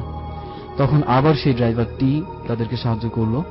তো বলল যে মামা একটা কাজ করেন, এ তো মনে হয় এভাবে আমাদের পিছু ছাড়বে না, আপনারা একটা কাজ করেন, আপনাদের কারো পরিচিত যদি কোনো কেউ থেকে থাকে যে এই ধরনের কোনো কিছু সম্পর্কে জানেন, আপনারা তাকে ফোন দেন, ফোন দিয়ে জিজ্ঞেস করেন যে কি করা যায় বা তাকে ঘটনাটা খুলে বলেন। তো মামুন ভাই হঠাৎ খেয়াল হলো যে তার এক মামা আছেন দূর সম্পর্কের, উনি এই টাইপের জিনিসগুলা ভালো বোঝেন বা জানেন, উনি অনেক আগে শুনেছিলেন। তো উনি ফোন বের করে সেখানে ফোন দেন ওনার সেই মামার কাছে, ফোন দিয়ে ওনাকে ঘটনা বলেন এবং তার মামা ঘটনা শোনার সাথে সাথেই বলে বসলেন যে ও কালভার্টের সেই জিনিসটা, মানে এমন একটা ভাব যেন উনি আগে থেকেই সব জানেন, এরকম একটা ভাব। তো উনি তখন বললেন যে তোমরা একটা কাজ করো, তোমরা ভয় পেও না, তোমরা তোমার ফোনে লাউড স্পিকারটা অন করো আর যতটুকু পারা যায় মেয়েটার কানের কাছে নিয়ে ধরো। তো মামুন ভাই খুব ভয়ে ভয়ে তাই করলেন এবং ফোনের ওপাশ থেকে লোকটি কিছু সূরা পড়া শুরু করলেন। সেই সূরা যখন শুনেই ওই মেয়েটির শরীরের কাঁপুনি আরো দ্বিগুণ বেড়ে গেল এবং সে আরো দ্বিগুণ জোরে রেজা ভাইয়ের হাত চেপে ধরলেন। রেজা ভাই যন্ত্রণায় কাতরাচ্ছেন আর বলছেন যে আমাকে বাঁচাও। তো এরকম কিছুক্ষণ হওয়ার পর আস্তে আস্তে দেখা গেল যে তার শরীরের কাঁপুনি বাড়তে বাড়তে একসময় সে আস্তে আস্তে নিস্তেজ হয়ে যেতে থাকলো। তো নিঃশ্বাস হয়ে যেতে যেতে একসময় সে জ্ঞান হারালো, সে সেন্সলেস হয়ে গেল আর রেজা ভাইয়ের হাতও ছেড়ে দিল। রেজা ভাই হাত ছেড়ে বাঁচলেন। তারপরে মামুন ভাই আবার সেই লোকটিকে তার মামাকে বললেন যে এরকম এরকম সে তো সেন্সলেস হয়ে গেছে। বলল যে না, এটা কোনো ব্যাপার না, ঠিক আছে তোমরা একটা কাজ করো, তোমাদের গাড়িতে কি পানির বোতল আছে, যদি থাকে ফোনটার সামনে তোমরা ধরো। তো মামুন ভাই তাই করলেন এবং ফোনের ওপাশ থেকে সে আবার কিছু সূরা কালাম পড়লেন। পরে মামুন ভাইকে বললেন যে এবার একটা কাজ করো, তোমরা এই পানির বোতলটা জানালা দিয়ে বাইরে এই পানির বোতলটা তোমরা ধরে রাখো, দেখো কি হয়। তো মামুন ভাই কি করবেন, সবাই তো ভয়ে অস্থির। মামুন ভাই যেহেতু গাড়ির সামনের সিটেই ছিলেন, তো বাধ্য হয়ে তাকেই কাজটা করতে হলো। তো সে গাড়ির জানলা দিয়ে তার হাতটা বোতলটা ধরে বোতলটা সহ তার হাতটা বাইরে নিলেন এবং কিছুক্ষণ পর সে ফিল করলেন যে গরম কিছু একটা তার হাত স্পর্শ করছে। ততক্ষণ তো তার মানে খুব খারাপ অবস্থা, সে মনে মনে যা দোয়া কালাম পারত উনি পড়া শুরু করলেন। তো একসময় ফিল করলেন যে সেটা আর নেই, গরম ফিলটা আর হচ্ছে না। তো সঙ্গে সঙ্গে তিনি হাত ভেতরে ঢুকিয়ে নিলেন এবং আবার সে লোকটিকে জিজ্ঞেস করলেন তার মামাকে যে মামা এখন কি করব। তো উনি বললেন যে ঠিক আছে, এখন তোমরা এই পানিটা ওই মেয়েটার চোখে মুখে ছিটালে হয়তো তার জ্ঞান ফিরবে। আর তোমরা একটা কাজ করো, ও কিন্তু আপাতত তোমাদের এখান থেকে গেছে, বাট ও কিন্তু তোমাদের পিছু ছাড়েনি, ও হয়তো তোমাদের কারো কোনো ক্ষতি করবে, বিশেষ করে ওই মেয়েটির কোনো একটা ক্ষতি হতে পারে। সো তোমরা একটা কাজ করো, তোমরা আর সবাই মিলে বাসায় না যেয়ে আমার এখানে চলে আসো, ওকে বন্দি করতে হবে, না হলে ও তোমাদের ক্ষতি করে বসবে। আর তোমরা মেয়েটির জ্ঞান ফেরার পর ওকে কিছু জানাইও না যে এই সম্পর্কে এতক্ষণ কি ঘটেছে বা কেন আমার এখানে আসছো, এই ধরনের কোনো কিছু ওকে বুঝতে দিও না। তো মামুন ভাই তাই করলেন। তারপর সেই মেয়েটির চোখে মুখে পানি ছিটালেন। মেয়েটি যেন ঘুম থেকে ওঠার মতন উঠে মামুন ভাইকে বলল, কি মামুন ভাই আপনি এমন করছেন কেন, পানি ছিটাচ্ছেন কেন? তো মামুন ভাই বলল, না তুমি তো টায়ার্ড ছিলে, ঘুমিয়ে গিয়েছিলে, তাই একটু তোমাকে ঘুম থেকে জাগালাম। তো এতক্ষণে আস্তে আস্তে ভোর হতে লাগলো, ফজরের আজান হলো। তারা সরাসরি চলে গেলেন তার সেই মামার বাসায়। তো মামার বাসায় যেই দেখলেন যে তার মামা আগে থেকেই সব আসন পেতে বসে আছেন, সামনে একটা জায়নামাজের তার ঘরে একটা জায়নামাজ, সেই জায়নামাজে ওই মেয়েটিকে বসালেন, তার সরাসরি তার মুখোমুখি বসালেন এবং বাকিরা সবাই গোল হয়ে দুপাশে বসলো। তো লোকটি মেয়েটাকে জিজ্ঞেস করলেন যে আচ্ছা মা তোমার কি হয়েছিল কালকে রাতে? মেয়েটি বলল যে না কই কিছু হয়নি তো। তো সে আবার বলল, তোমার কি কিছু মনে পড়ে কালকে রাতে কি হয়েছিল তোমার সাথে? বলল না কিছু হয়নি তো, আমি তো ওই যে পারফর্ম করলাম, তারপর ওই যে সবার সাথে চলে আসলাম। বলল যে আচ্ছা ঠিক আছে। তো তিনি বললেন তুমি আমার চোখের দিকে তাকাও তো। তো মেয়েটি তাকালো, চোখের দিকে। উনি চোখের দিকে তাকানোর পর এক দৃষ্টিতে মেয়েটার দিকে তাকিয়ে আবার কিছু সূরা কালাম পড়া শুরু করলেন। তো যখন পড়তে পড়তে এক সময় হঠাৎ করে মেয়েটির আবার সেই আগের রাতের মতন শরীর কাঁপুনি শুরু করলো। কাঁপুনি দিতে দিতে তার এক সময় মেয়েটির ভয়েস চেঞ্জ হয়ে গেল এবং মেয়েটির ভয়েস চেঞ্জ হয়ে সে একটা পুরুষ গলায় বলতে লাগলো যে আমাকে এখানে কেন ডেকেছিস, আমাকে কেন তুই এখানে ডেকেছিস। তো লোকটি তখন বলল যে তুই এখানে কেন, তুই কোত্থেকে এসেছিস এবং কেন এসেছিস। তো লোকটি বলল যে আমি তো ওখানে বসেছিলাম ব্রিজের, আমি তো ইচ্ছা করে আসিনি, ওরা যাওয়ার সময় কেউ একজন এখান থেকে এই গাড়ি থেকে কেউ একজন আমার সাথে বেয়াদবি করেছে, যার জন্য আমি এখানে এসেছি। তো লোকটি আবার বলল যে তো তুই এই মেয়েটার উপর ভর করলি কেন। তো সে বলল যে আমার ওকে খুব পছন্দ হয়েছে, আমি ওকে সাথে করে নিয়ে যাব। তো তখন সেই হুজুর টাইপের লোকটি মামুন ভাইয়ের মামা বললেন যে না, তুই কাউকে সাথে করে নিয়ে যেতেও পারবি না আর কারো কোনো ক্ষতিও করতে পারবি না, তোকে আমি এখন বন্দি করব। তো এই কথা শুনে সে কিছুক্ষণ থমকে গিয়ে তারপর আস্তে আস্তে সে কাতরানো শুরু করলো, বলল যে না, আমাকে বন্দি করবেন না, আমি এখানে আর আসবো না, আমি চলে যাব, আমি আর আসবো না। সে অনেক আকুতি মিনতি শুরু করলো, কিন্তু লোকটি বলল যে না, তুই অনেক বদজিন, তোকে যতক্ষণ আমি বন্দি না করব তুই বারবার আসবি এবং কারোর কোনো ক্ষতি করবি। তখন সে তার ওপাশ থেকে একটা কাপড়ের পেঁচানো একটা বোতল বের করলো, কাচের একটা বোতল সে বের করে ওই মেয়েটির সামনে রাখলো। সামনে রাখার পর সে আবার তার দিকে তাকিয়ে কিছু সূরা পড়া শুরু করলো এবং যখনই সূরা পড়া শুরু করলো তখনই মেয়েটার শরীরের কাঁপুনি আবার সেরকম দ্বিগুণ বেড়ে যেতে লাগলো। দ্বিগুণ বাড়তে বাড়তে একসময় সেই মেয়েটি কাঁপছে আর আকুতি মিনতি করছে যে আমাকে বন্দি করবেন না, আমি চলে যাব, আমি আর আসবো না। লোকটি কোনো কথা শুনলো না, লোকটি সূরা পড়া শুরু করলো এবং একসময় মেয়েটির শরীরের কাঁপুনি বাড়তে বাড়তে সে আবার সে আগের রাতের মতো নিস্তেজ হয়ে পড়লো, একসময় জ্ঞান হারালো। সো এরপর যেটা হলো, ওই লোকটি বোতলের মুখটা একটা শক্ত কিছু দিয়ে বন্ধ করে দিলেন এবং আবার সেটা কাপড়ে পেঁচিয়ে উনি ওখান থেকে উঠে গেলেন। উঠে বোতলটি নিয়ে উনি ভেতরের ঘরে ঢুকলেন। কিছুক্ষণ পরে আবার ফিরে আসলেন, এসে বললেন যে তোমরা ওকে কেউ জাগিও না ঘুম থেকে, ও নিজে থেকে উঠুক, আর ও যতক্ষণ না উঠে তোমরা এখানে থাকো, তোমরা রেস্ট নাও, আর যাওয়ার সময় তোমাদেরকে আমি একটা জিনিস দেখাবো। তো অ্যাজ ইউজুয়াল তারা ওখানে রেস্ট নিচ্ছেন, মেয়েটিকে কেউ ডাকছে না। তো ঘন্টা দুয়েক পর মেয়েটির জ্ঞান ফিরে এবং ঘুম থেকে উঠে সে বলে যে আমি এখানে কেন বা এখানে কিভাবে এলাম আমরা।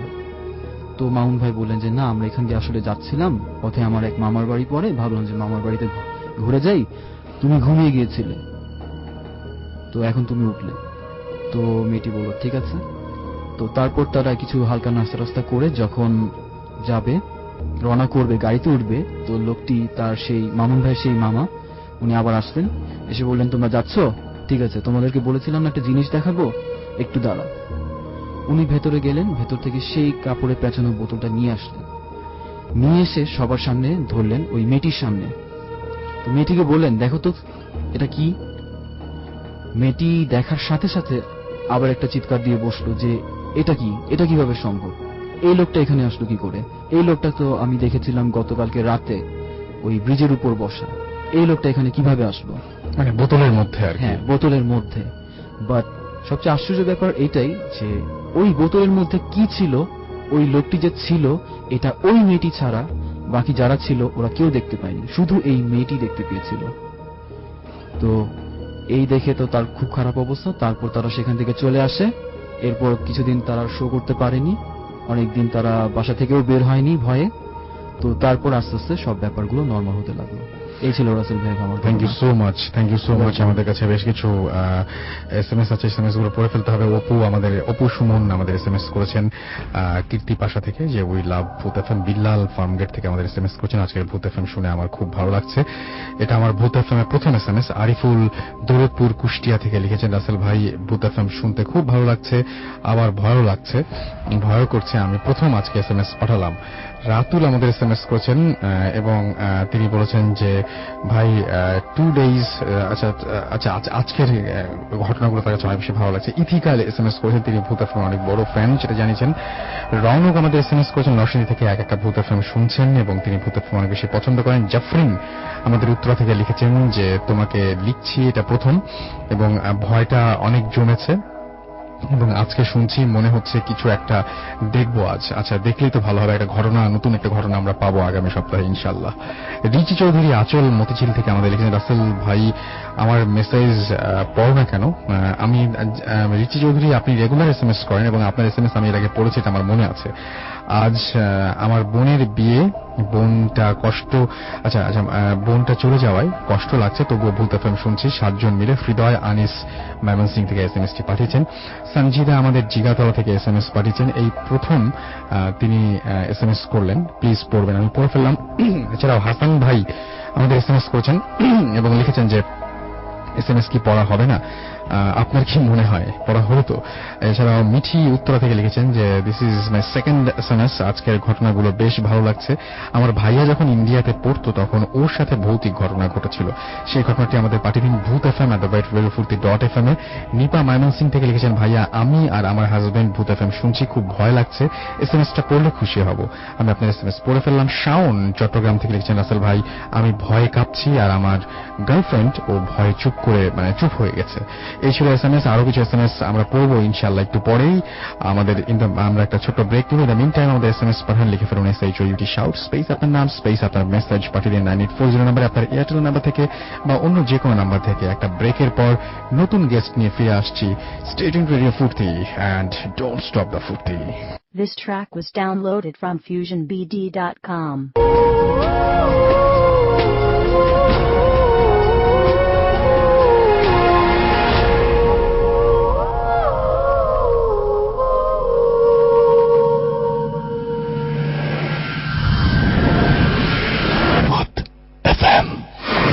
Haunted by Airtel.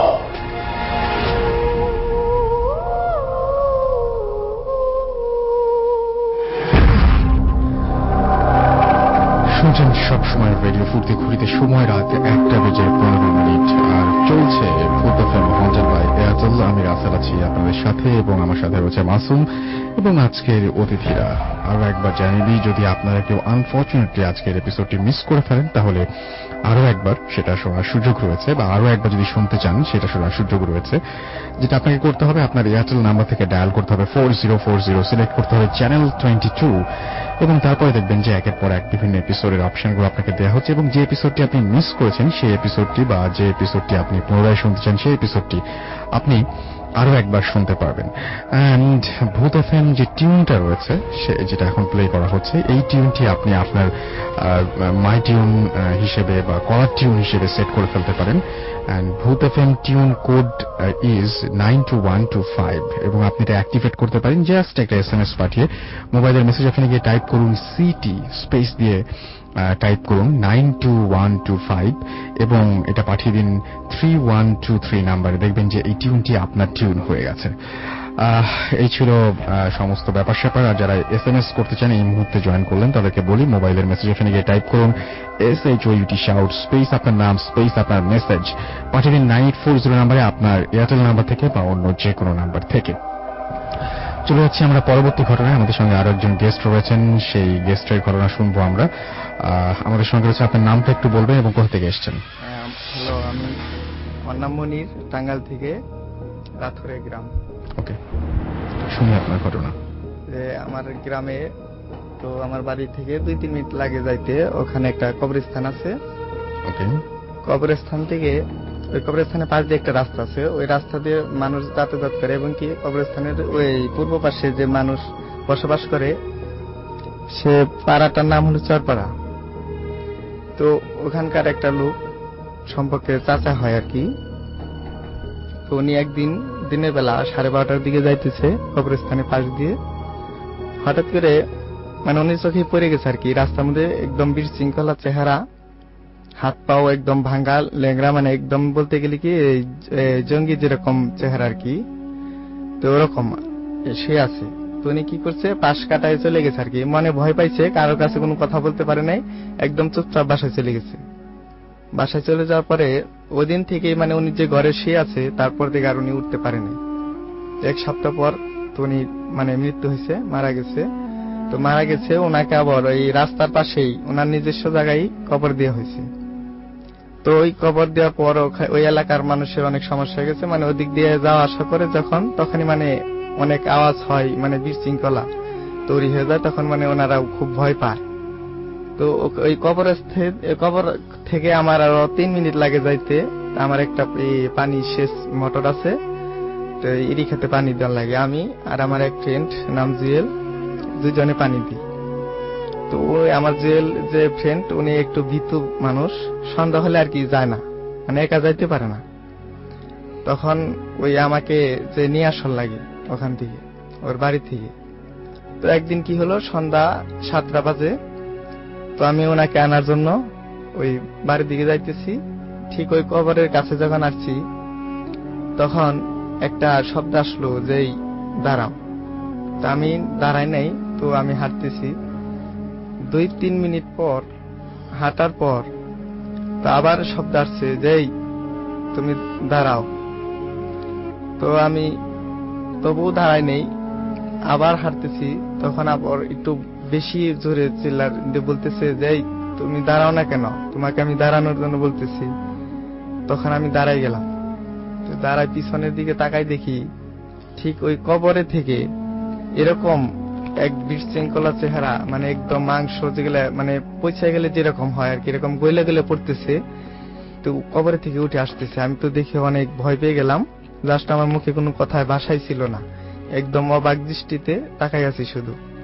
তো উনি আস্তে আস্তে আমার কাছে আসলো, একদম হারতে পারে না, প্রায় 3 মিনিট লাগে এগুলো আমার কাছে আসতে। যেখানে লাগবে 1 মিনিট সেখানে 3 মিনিট। তো উনি আমার কাছে আসার পরে বলতেছে, তোমাকে বারবার ডাকতেছি, তুমি শুনতেছো না কেন, তোমার সাথে অনেক কথা আছে।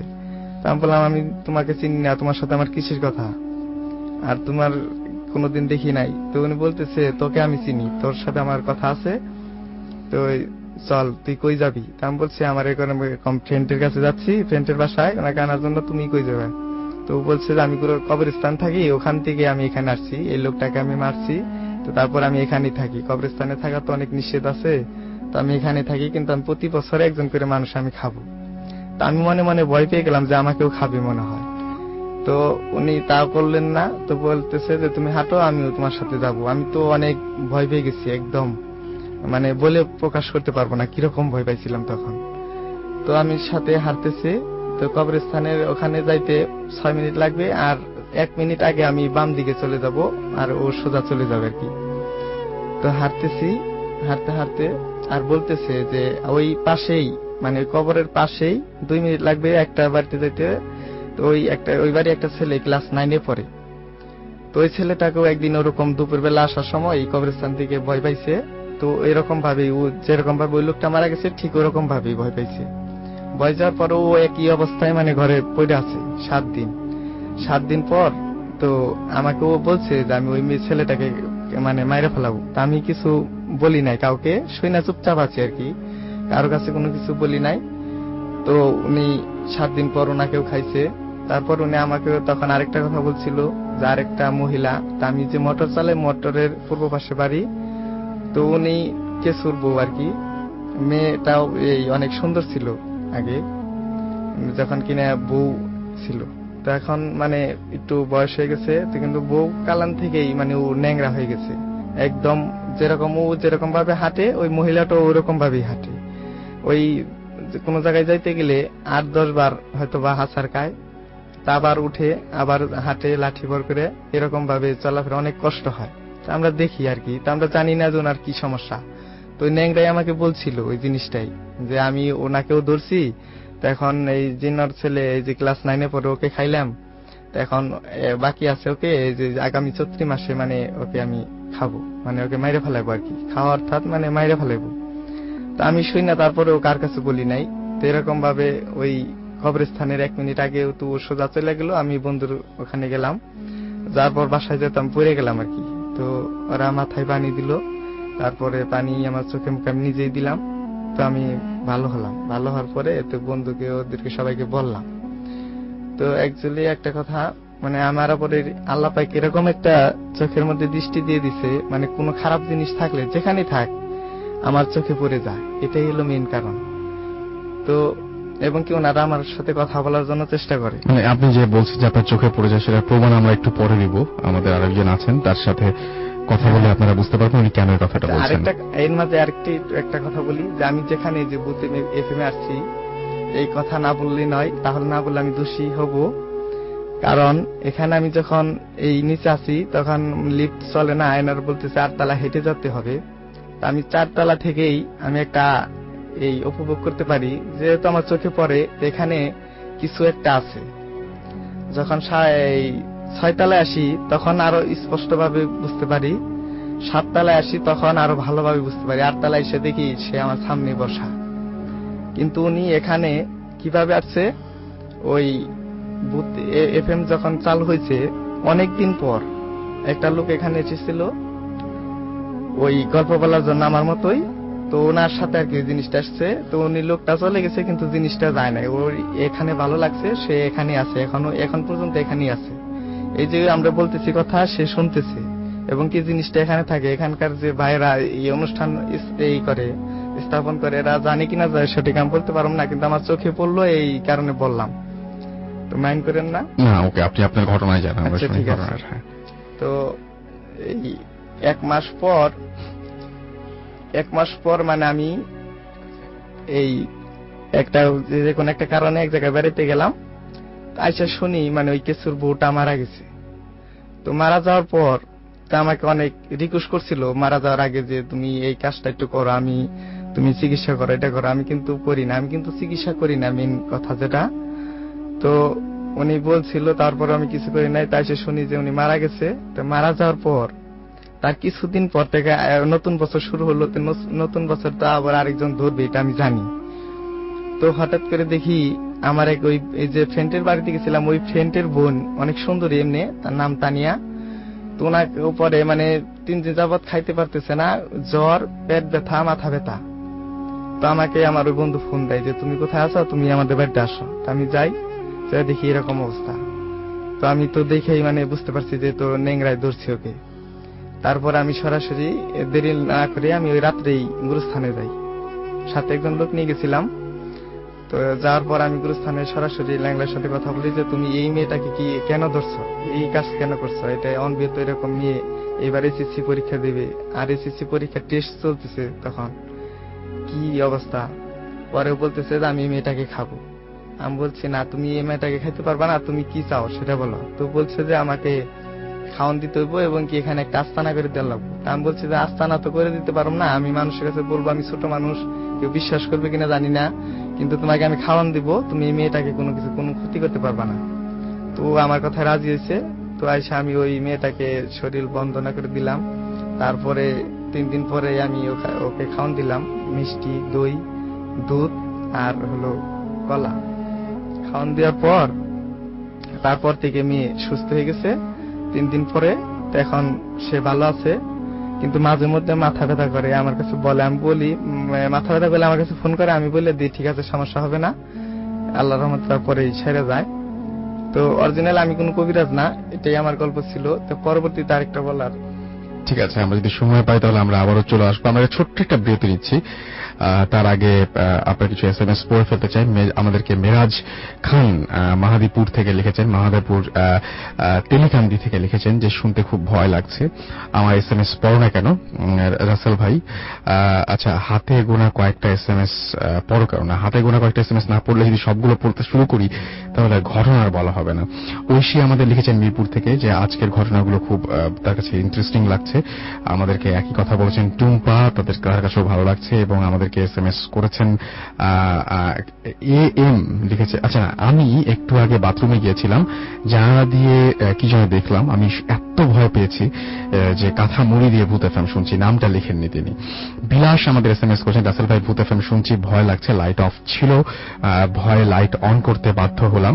এটা আমার ফার্স্ট SMS। শুভ আমাদের লিখেছেন শান্তিনিকেতন রাজশাহী থেকে, এবং তিনি বলছেন যে রাসেল ভাই টেক মাই সালাম, লাস্ট এপিসোড তিনি মিস করেছেন বাট আজকে তিনি শুনছেন এবং তার কাছে ভালো লাগছে। নিপা গাজীপুর থেকে আমাদের SMS করেছেন এবং তিনি তার লিখেছেন যে তারও আজকের এপিসোডটি শুনতে অনেক বেশি ভালো লাগছে। মাসুদ পারভেজ আমাদের SMS করেছেন এবং তার কাছেও আজকের ঘটনাগুলো ভালো লাগছে। মুনতাসির আমাদের SMS করেছেন এবং তিনিও আজকে আমাদের এটা SMS করছেন এবং তিনি বলছেন যে মাসুম ভাই ফুপিয়ে কান্নার সাউন্ড দেয়া যায় না। আচ্ছা ওকে। দীপ আমাদের গোপালগঞ্জ থেকে SMS করেছেন এবং আমাদেরকে আরো অনেকে SMS করেছেন। আপনি যদি SMS করতে চান তাহলে মোবাইলের মেসেজ অপশনে গিয়ে টাইপ করুন SHOUT শাউট স্পেস আপনার নাম স্পেস আপনার মেসেজ পাঠিয়ে দিন 9840 নাম্বারে। আমরা চলে আছি ছোট্ট একটা ব্রেকে, কোনো গান টান বাজবে না, ছোট্ট একটা ব্রেকে যাচ্ছে এবং তারপর আবারও ফিরে আসছি স্ট্রেট ইন রেডিও ফুর্তি অ্যান্ড ডোন্ট স্টপ দ্য ফুর্তি।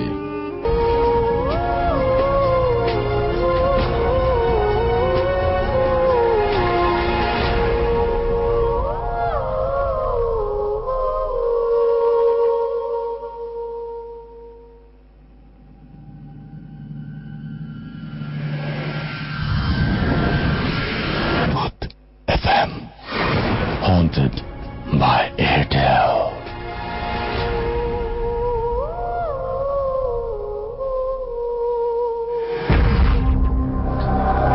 শুনছেন সবসময় রেডিও ফুর্তি, চলছে ভূত FM হন্টেড বাই এয়ারটেল। এবং আজকে অনেক মাসুম তখন অনেক ভয় পেয়েছে একটু আগে যখন যে আমাদের যে ভাইয়া ঘটনা বলছিলেন যে এখানে নাকি সেরকম কিছু একটা আছে, খুব ভয় পেয়েছে মাসুম। বলছে যে আজকে সাধারণত সে শো করার পরে আমাদের সঙ্গে থাকেন এখানে অফিসে, আজকে বাড়ি চলে যাবে। ঘড়িতে সময় রাত 1:32। যারা এতক্ষণ পর্যন্ত আমাদের সঙ্গে আছেন তাদেরকে অনেক অনেক ধন্যবাদ। এবং আমাদের কাছে আরো বেশ কিছু ঘটনা রয়েছে, সেই ঘটনাগুলো আমরা পড়ব। এই মুহূর্তে আমার কাছে একটা ঘটনা রয়েছে এবং সেই ঘটনাটি আমাদের একজন বড় ভাই পাঠিয়েছেন এবং তিনি বেশ অদ্ভুত টাইপের ঘটনাটি আমার কাছে লেগেছে। তিনি আজকে উপস্থিত থাকতে পারেননি বাট তার ঘটনাটি তিনি জানিয়ে দিয়েছেন। আমি তার হয়ে ঘটনাটি আপনাদের কাছে পড়ে শোনাচ্ছি। যিনি লিখেছেন তার নাম রায়হান ইসলাম বকুল। তার গ্রাম হচ্ছে ডোমসার, উপজেলা শরীয়তপুর, জেলা শরীয়তপুর। তিনি লিখছেন, ভাইয়া আমার এই ঘটনাটি আমার নানুর কাছ থেকে শোনা। আমার নানু একজন মুক্তিযোদ্ধা। 1971 সালে আমার নানু এবং তার সঙ্গীরা যখন যশোরে যুদ্ধ করছিলেন, একদিনের ঘটনা, আমার নানু যে গ্রুপে যুদ্ধ করতেন সেই গ্রুপের লিডার বা সেনানায়ক গুলি খেয়ে মারা যান। মারা যাবার 15 দিন পরের ঘটনা, রাতে সবাই বিশ্রাম নিচ্ছিলেন।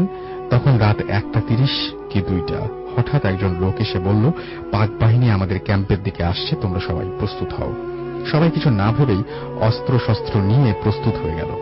লোকটির নেতৃত্বে মুক্তিবাহিনী যুদ্ধের জন্য এগিয়ে যায়, কিন্তু মুক্তিবাহিনীর কেউ ভাবেনি যে লোকটি খবর দিতে এসেছিল সেই লোকটিকে।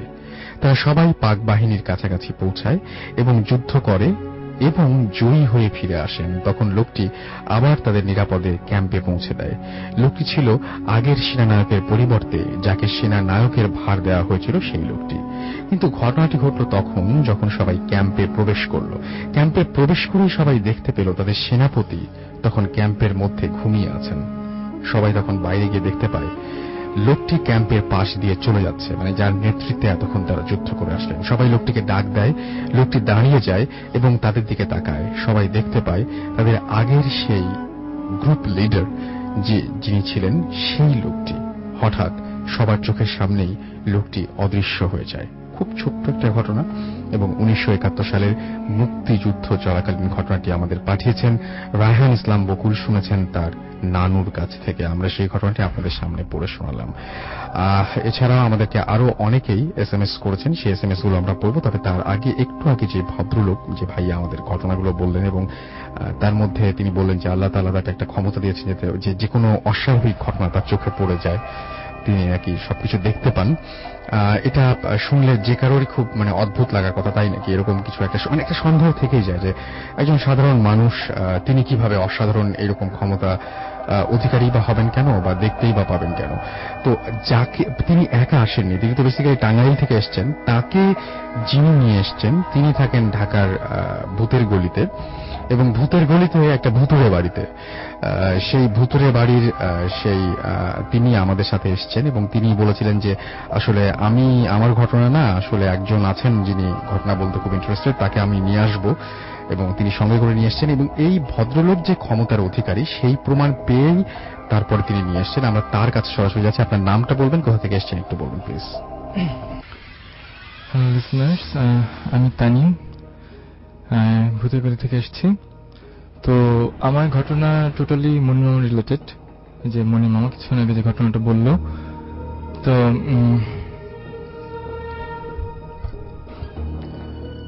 তো এই যে আমার ঘটনাটা যখন, তো আমাদের ছাদে একটা ঘটনা, মানে একটা কাহিনী ছিল যে আমাদের ছাদে একটা নির্দিষ্ট কোণা, এটা আমাদের ছাদের বাড়ি, মানে আমাদের যে বাড়ি এখন বর্তমান যে বাড়িতে আছি ভূতেরগলিতে, ওই বাড়ির যে বাড়িওয়ালা তিনি আমাদের বলেছিলেন যে এই বাড়ির ছাদে নাকি একটা বুড়ি জিন থাকতো। This track was downloaded from FusionBD.com. এখনো আছে। তো এই বাড়ি তখনও হয়নি, তখন ওই বাড়ির যেই কোণাটায় জিনটা আছে এখনো, সেই কোণাটা নাকি একটা তাল গাছ ছিল, সেই তাল গাছে ওই বুড়ি জিনটা থাকতো। তো বাড়িটা হওয়ার পর তাল গাছটা কেটে ফেলে সবাই। তো তখন ওই জিনটা ওই বিল্ডিং এর যে কোণাটায় ওই তাল গাছটা ছিল সেখানে এখন থাকে। তো আমি যখন কাহিনীটা শুনি তখন আমি মনিমার সাথে আমার তখন পরিচয় ছিল না। তো ইউজুয়ালি আমি এইসব কাহিনী কখনোই বিশ্বাস করতাম না। তো এখন আমি করি, এখন বাধ্য হয়ে করতে হয়, কারণ এখন আমি যে ঘটনাটা বলবো সেটা সেরকমই। যাই হোক, তো তখন আমি বাইরের কথা শুনে টোটালি উড়িয়ে দিয়েছি যে এটা কি সম্ভব কিভাবে। যাই হোক, তো তারপর একদিন 1 বছর পর আমার মনিমার সাথে দেখা হয়। তার সাথে সে আমার ফ্রেন্ডের দুঃসম্পর্কে মামা হয়। তো আমার ফ্রেন্ড বলেছিল যে তার নাকি কি প্যারানর্মাল ক্ষমতা আছে, অনেক কিছু ফিল করতে পারে, অনেকটা ওঝার মতো, যদিও দেখতে আমাদের মতো কিন্তু তার কাজ কারবার বা সবকিছু ওঝাদের মতো অনেকটা। তো ওনার সাথে আমি দেখা করি, গ্রামে যাই, মানিকগঞ্জে, টাঙ্গাইলে। তো তার সাথে ছিলাম রাত্রে, সেখানে কিছু ঘটনা ঘটে। তো আমি তখন তাকেও অনেকটা জিনিসটা অত সিরিয়াসলি নিইনি, যে হতেই পারে একটা, আমি তাকে টোটালি একদম কি বলবো, যে মানসিক হয়তো বা কোনো প্রবলেম বা কিছু একটা এরকম ভেবেছিলাম। যাই হোক, আমি একদম নর্মাল নিয়েছি জিনিসটা। তারপরে সে আমাদের ওখানে অনেক ঘটনার সম্মুখীন করিয়েছে, যেটা আসলে আমি ওই মুহূর্তে ভয় পেয়েছিলাম, কিন্তু পরবর্তীতে একটা ব্যাখ্যা দিয়ে দিয়েছি। কিন্তু একদিন আমার মনে হলো যে আমার বাসায় যেহেতু একটা কাহিনী আছে, তো ওনাকে একদিন আমার বাসায় নিয়ে আসি, দেখি উনি আসলে কিছু দেখতে পারি কিনা বা ফিল করতে পারি কিনা। তাহলে বলতে গেলে আমার এক ঢিলে দুই পাখি মারা হয়ে যাবে, যে এই পাইলার কথাটাও ঠিক হবে কিনা বোঝা যাবে, আর উনি আসলে সত্যি কিনা দেখা যাবে। তো ওনাকে নিয়ে একদিন ইনফ্যাক্ট ওনার বাসায়, উনি আসলো বাসায়। আসার পর আমি বললাম যে মামা চলেন আমরা একটু ছাদে যাই, তো দেখি ঘুরে আসি। তাকে ছাদে নিয়ে উঠলাম, আমার সাথে একটা ফ্রেন্ড ছিল, যার মামা সেও ছিল। তো মনিমাকে বললো, আচ্ছা মনিমামা, আমাদের ছাদে একটা সমস্যা আছে, বলুন তো কোন দিকে। তো এই কথাটা বলার পরে উনি একটু রাগ করে হয়তোবা আমাকে বলে যে, আচ্ছা মামা, আপনি কি আমাকে পরীক্ষা করতেছেন? আমি বলি যে না মামা, পরীক্ষা করতেছি না, জাস্ট একটু দেখতেছি আর কি। তখন বলে যে বুঝতে পারছি আপনি আমাকে অবিশ্বাস করতেছেন, কিন্তু এগুলো বিশ্বাস, তখন সে মনিমা বলতেছে যে এগুলো যে বিশ্বাস করলে করবেন, না করলে নাই, এগুলা পরীক্ষা করতে যাবেন না। সে আমাকে অনেকটা শান্তিং এর মতোই দিল। যাই হোক, তো আমি বললাম আচ্ছা ঠিক আছে, সরি, আপনি একটু বের করেন। তারপরে দেখি যে সে চুপচাপ যেই কোণাটায় প্রবলেম সেই কোণাটায় চলে গেল এবং গিয়ে ওখানে যে কাহিনী ছিল, তাল গাছের কাহিনী, তারপর বাড়ি হওয়ার আগের কাহিনী, সব সে আমাকে হুবহু, একদম হুবহু বলে দিল। এখন তারপরে তো আসলে আপনি তো বুঝতেই পারছেন আসলে আমার কি অবস্থা সন্ধ্যার সময় তখন। তো আমার তাকে ভয় লাগতেছিল, যে সেই আবার জিনটি নাই না, এখন আবার কোন হুলস্থুল বাঁধায় কিনা। তো এরপর থেকে আমি আসলে তার প্রতি ট্রাস্ট জন্মে গেছে যে হ্যাঁ, তার হয়তো বা কিছু পাওয়ার আছে। আচ্ছা, আমি আপনার কাছে একটু শুনতে চাইবো যে আপনি বেসিক্যালি ওই বাসাটায় যে দেখেছিলেন, উনি আপনাকে দায়িত্ব দিলেন, মনিমামা, উনি এখন আবার আপনাদের সাথে সামনে এসেছেন, এবং আপনি কিভাবে বুঝলেন যে ওই বাসায় এরকম ঘটনা আছে? আপনি কিভাবে দেখতে পেয়েছিলেন? হ্যাঁ, আমি যখন এই বাসায় রিক্সা থেকে নামি, তো নামা মাত্রই আমি টের পাইছি যে বাসায় কিছু আছে, কিন্তু এর আগে আমি কোনোদিন শুনিও নাই এদের মুখে যে এখানে কোনো কিছু আছে কিনা। তো আমি নিজেই টের পাইছি আর কি যে এখানে কিছু একটা আছে। তো আমি উপরের দিকে তাকাইয়া তো আমি দেখি যে ওখানে একটা বয়স্ক একদম বুড়ি বসে আছে, সাদা কাপড় পরা। তো আমি ওদেরকে কিছু না বলে তো ওদের সাথে আর কি রুমে গেলাম। তো রুমে যে ছোট লাঞ্চ হলো, মানে কিছু খাবার খাইলাম আর কি। খাওয়ার পর সন্ধ্যার দিকে ওই সন্ধ্যার সময় কি এই তালা দেওয়া থাকে আর কি ছাদের গেটটা। তো ওই তানিম বলতেছে যে তুমি আমাদের সাথে ছাদে চলো, একটু ঘুরে আসি। আমি কোনো কিছু মনে করি নাই যে হয়তো এমনি বেড়াতে যাবে। তো কার কাছ থেকে চাবি এনে তো তালা খোলায় মানে আমাদেরকে ছাদে নিয়ে গেল, আমাকে আর আমার বাইকনা ছিল সাথে রোমান। তো ছাদে যাওয়ার পর তো আমাকে প্রশ্ন করে যে আচ্ছা মামা আপনি বলেন তো দেখি ছাদে কোথায় কোনো কিছু আছে কিনা এবং কি কোন সাইডে আছে। তো আমি ওনার সাথে অনেক রাগারাগি করছি। তো বলছে তো আমার আর বলার দরকার নেই, আমিও বিকল মানে যেভাবে ঘটনা ওভাবে বললাম। কিন্তু ছাদে যাওয়া মাত্র ওই বুড়িটা ওখানে ছিল না, মানে আমি ছাদে গেলাম আর বুড়িটা ওখান থেকে চলে গেল। যদি চলে না যাইতো তাহলে ওদের হয়তো বা ব্যাগ না দুজনকে দেখাইতে পারতাম। তো চলে যাওয়ার কারণে আমি দেখাইতে পারি নাই ব্যর্থতা। তো মোট কথা হলো জিন পরি ভূত এরা যদি নিজের ইচ্ছায় দেখা না দেয়, কারো দেখানোর কোনো ক্ষমতা নেই। এই আর কি আমি ওদের ওকে, থ্যাংক ইউ সো মাচ। আমরা আমাদের পরবর্তী ঘটনায় যাব, তবে তার আগে আমরা ছোট্ট করে কিছু এসএমএস পড়ে আসবো। জসিম এবং ওয়াসিম আমাদের এসএমএস করেছেন, বলছেন যে আজকের ভূতের কাহিনী শুনে ভয় লাগছে তাদের কাছে, এবং তিনি বলছেন যে ভয়ে ঘাম ঝরছে। ঘাম ঝরলে কিন্তু মুশকিল, কারণ আজকে রাতটা বৃষ্টি রাত, এত বেশি মানে কি বলবো টেম্পারেচার বাড়ার কথা না। তবে আমরা প্রথম দিকে নিশ্চয়ই আপনারা শুনেছিলেন যে আমাদের এখানে অনেকে এসে শেয়ার করেছেন এরকম যে যখন প্যারানর্মাল কোনো ঘটনা ঘটে বা কোনো একটা অস্তিত্ব টের পান, তখন হঠাৎ করে টেম্পারেচারের তারতম্য ঘটে, হঠাৎ করে হয় খুব ঠান্ডা হয়ে যায়, না হয় খুব গরম হয়ে যায়, অস্বাভাবিক একটা টেম্পারেচার পুরো জায়গাটায় থাকে। তো সেরকম কিছু ঘটতে পারে। মনা আমাদের লিখেছেন চট্টগ্রাম থেকে, রাসেল ভাই। আচ্ছা, তিনি বলছেন যে এসএমএসটা কি পড়বেন না? আমার আপনার এসএমএস আমি পড়ে ফেললাম। তার কাছে ভালো লাগছে না, মানে ভয় লাগছে না, ভালো লাগছে। ওকে, তাহলে তো খুবই ভালো। তাহলে আপনি নির্ভয়ে শুনুন। যিনি আমাদেরকে লিখছেন রাসেল ভাই, জানালার পাশে একটা মানে ভূতের একটা সাউন্ড পেলাম, ভয় লাগছে। আমি আমার ভাস্তি দুজন মিলে খুব জড়জড়ি করে ভূতের শুনছি। আমাকে পুষ্প এসএমএস করেছেন সাতক্ষীরা থেকে, ভাইয়া তোমাদের ওখানে যারা কাহিনী বলতে আসেন তারা ভূত কিনা তুমি জানো না? আমি একেবারেই জানি না, আর সত্যি জানতেও চাই না।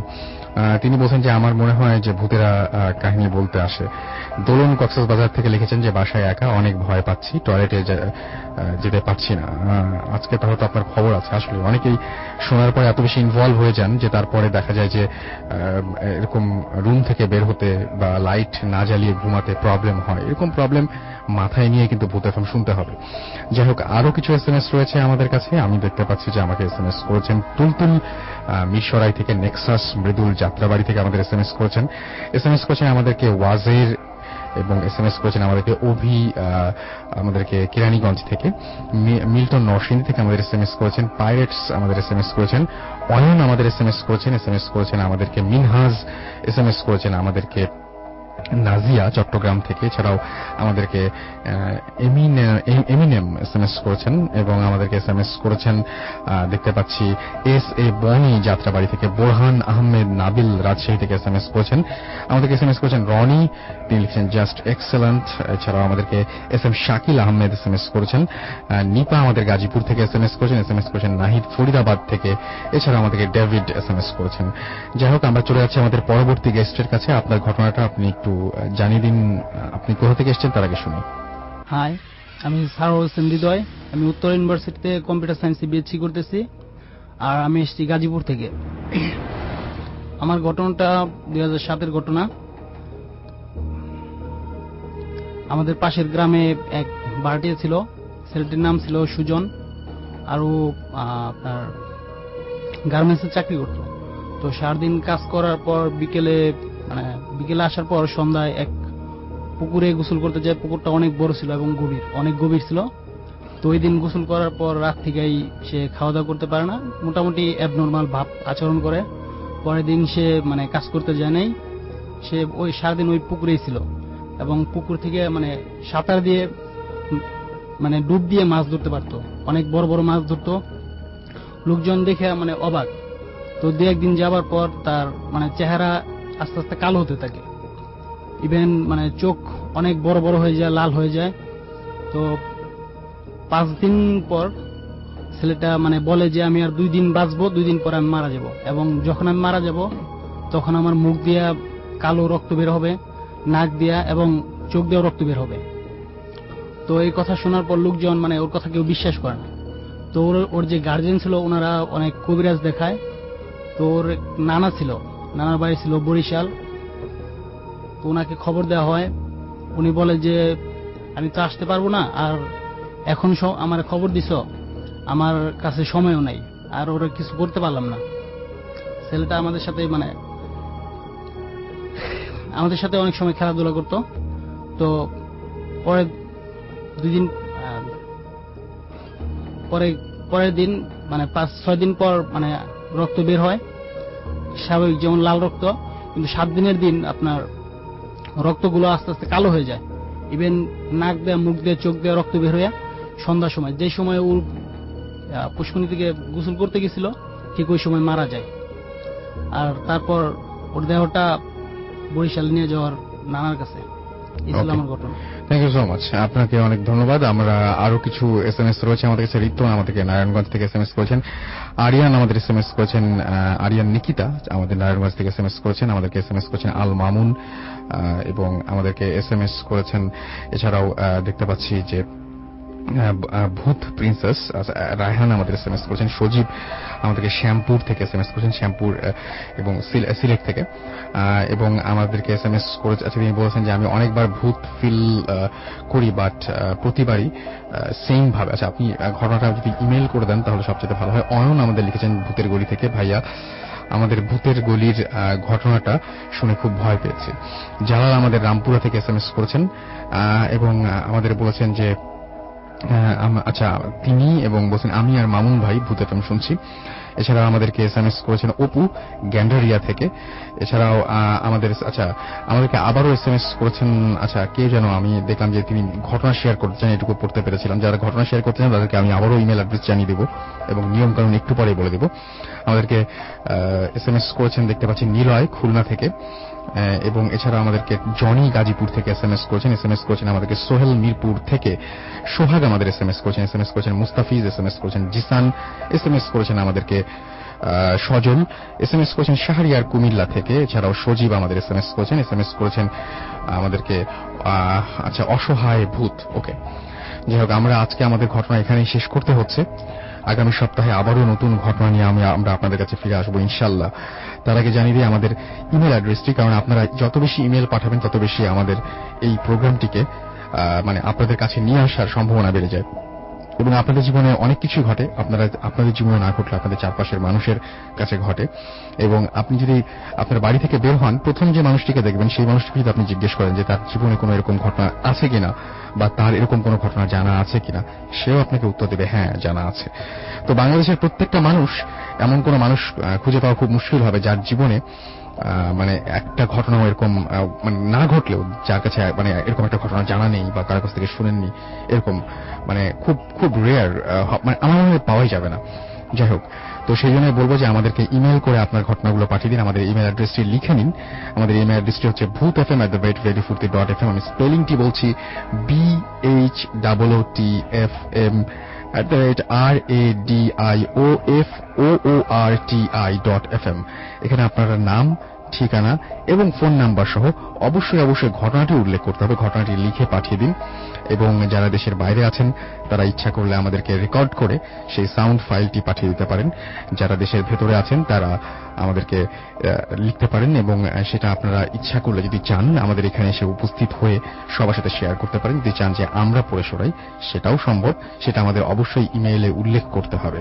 আমরা খুব খুশি হব যদি আপনি এসে আপনার ঘটনা আপনি শোনান। অনেক মানে এরকম মানে অভিযোগ থাকে যে ঘটনা পাঠাচ্ছি কিন্তু ঘটনা সিলেক্টেড হচ্ছে না, কেন আমি আসতে পারছি না।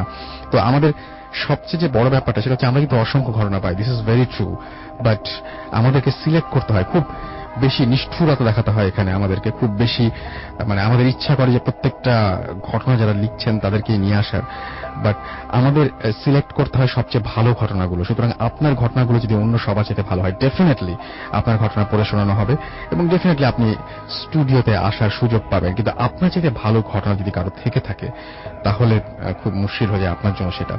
আর ভালো ঘটনা কিভাবে বুঝবেন? আপনার ঘটনাটি যদি আপনাকে কেউ শোনায় তাহলে সেই ঘটনাটি আপনি কতখানি আগ্রহ করে শুনতেন সেটা একটু চিন্তা করবেন, তাহলে বুঝে যাবেন যে কোন ঘটনাটি ভালো কোন ঘটনাটি খারাপ। আজকের মতো আর কথা বাড়াচ্ছি না এবং রমজান মাসের আরো একবার শুভেচ্ছা জানাচ্ছি। রমজান মাস তো অর্ধেক চলেই গেল, বাকি অর্ধেক এখনো আছে, সামনে ঈদ এবং আপনারা নিশ্চয়ই কিছুদিনের মধ্যে অনেকে দেখা যাবে যে ঢাকার বাইরে চলে যাবেন, বাট যেখানে থাকেন রেডিও ফুর্তির সঙ্গে থাকবেন, ভূত এফএমের সঙ্গে থাকবেন, কারণ সমস্ত বাংলাদেশ জুড়ে রয়েছে রেডিও ফুর্তির বিস্তৃত নেটওয়ার্ক। সুতরাং ভূত এফএম চলে যাবে আপনার কাছে রেডিও ফুর্তির মাধ্যমে। আর সেই সাথে আপনাদের সবাইকে আরো একবার, এতক্ষণ যারা ছিলেন SMS করলেন তাদের সবাইকে অনেক অনেক ধন্যবাদ জানাচ্ছি। কথা হবে আগামী সপ্তাহে, আবার নতুন অতিথি নিয়ে ফিরে আসবো। সেই পর্যন্ত সবাই ভালো থাকুন, সুস্থ থাকুন, শুনে থাকুন, মোস্ট ইম্পর্টেন্টলি ফুর্তিতে থাকুন। ভূত এফএম তো শেষ হয়ে যাচ্ছে, বাট আপনার জন্য থাকছে দারুণ রেডিও ফুর্তির দারুণ প্লেলিস্ট। সুতরাং অলওয়েজ রেডিও ফুর্তির সাথে থাকুন। আজকে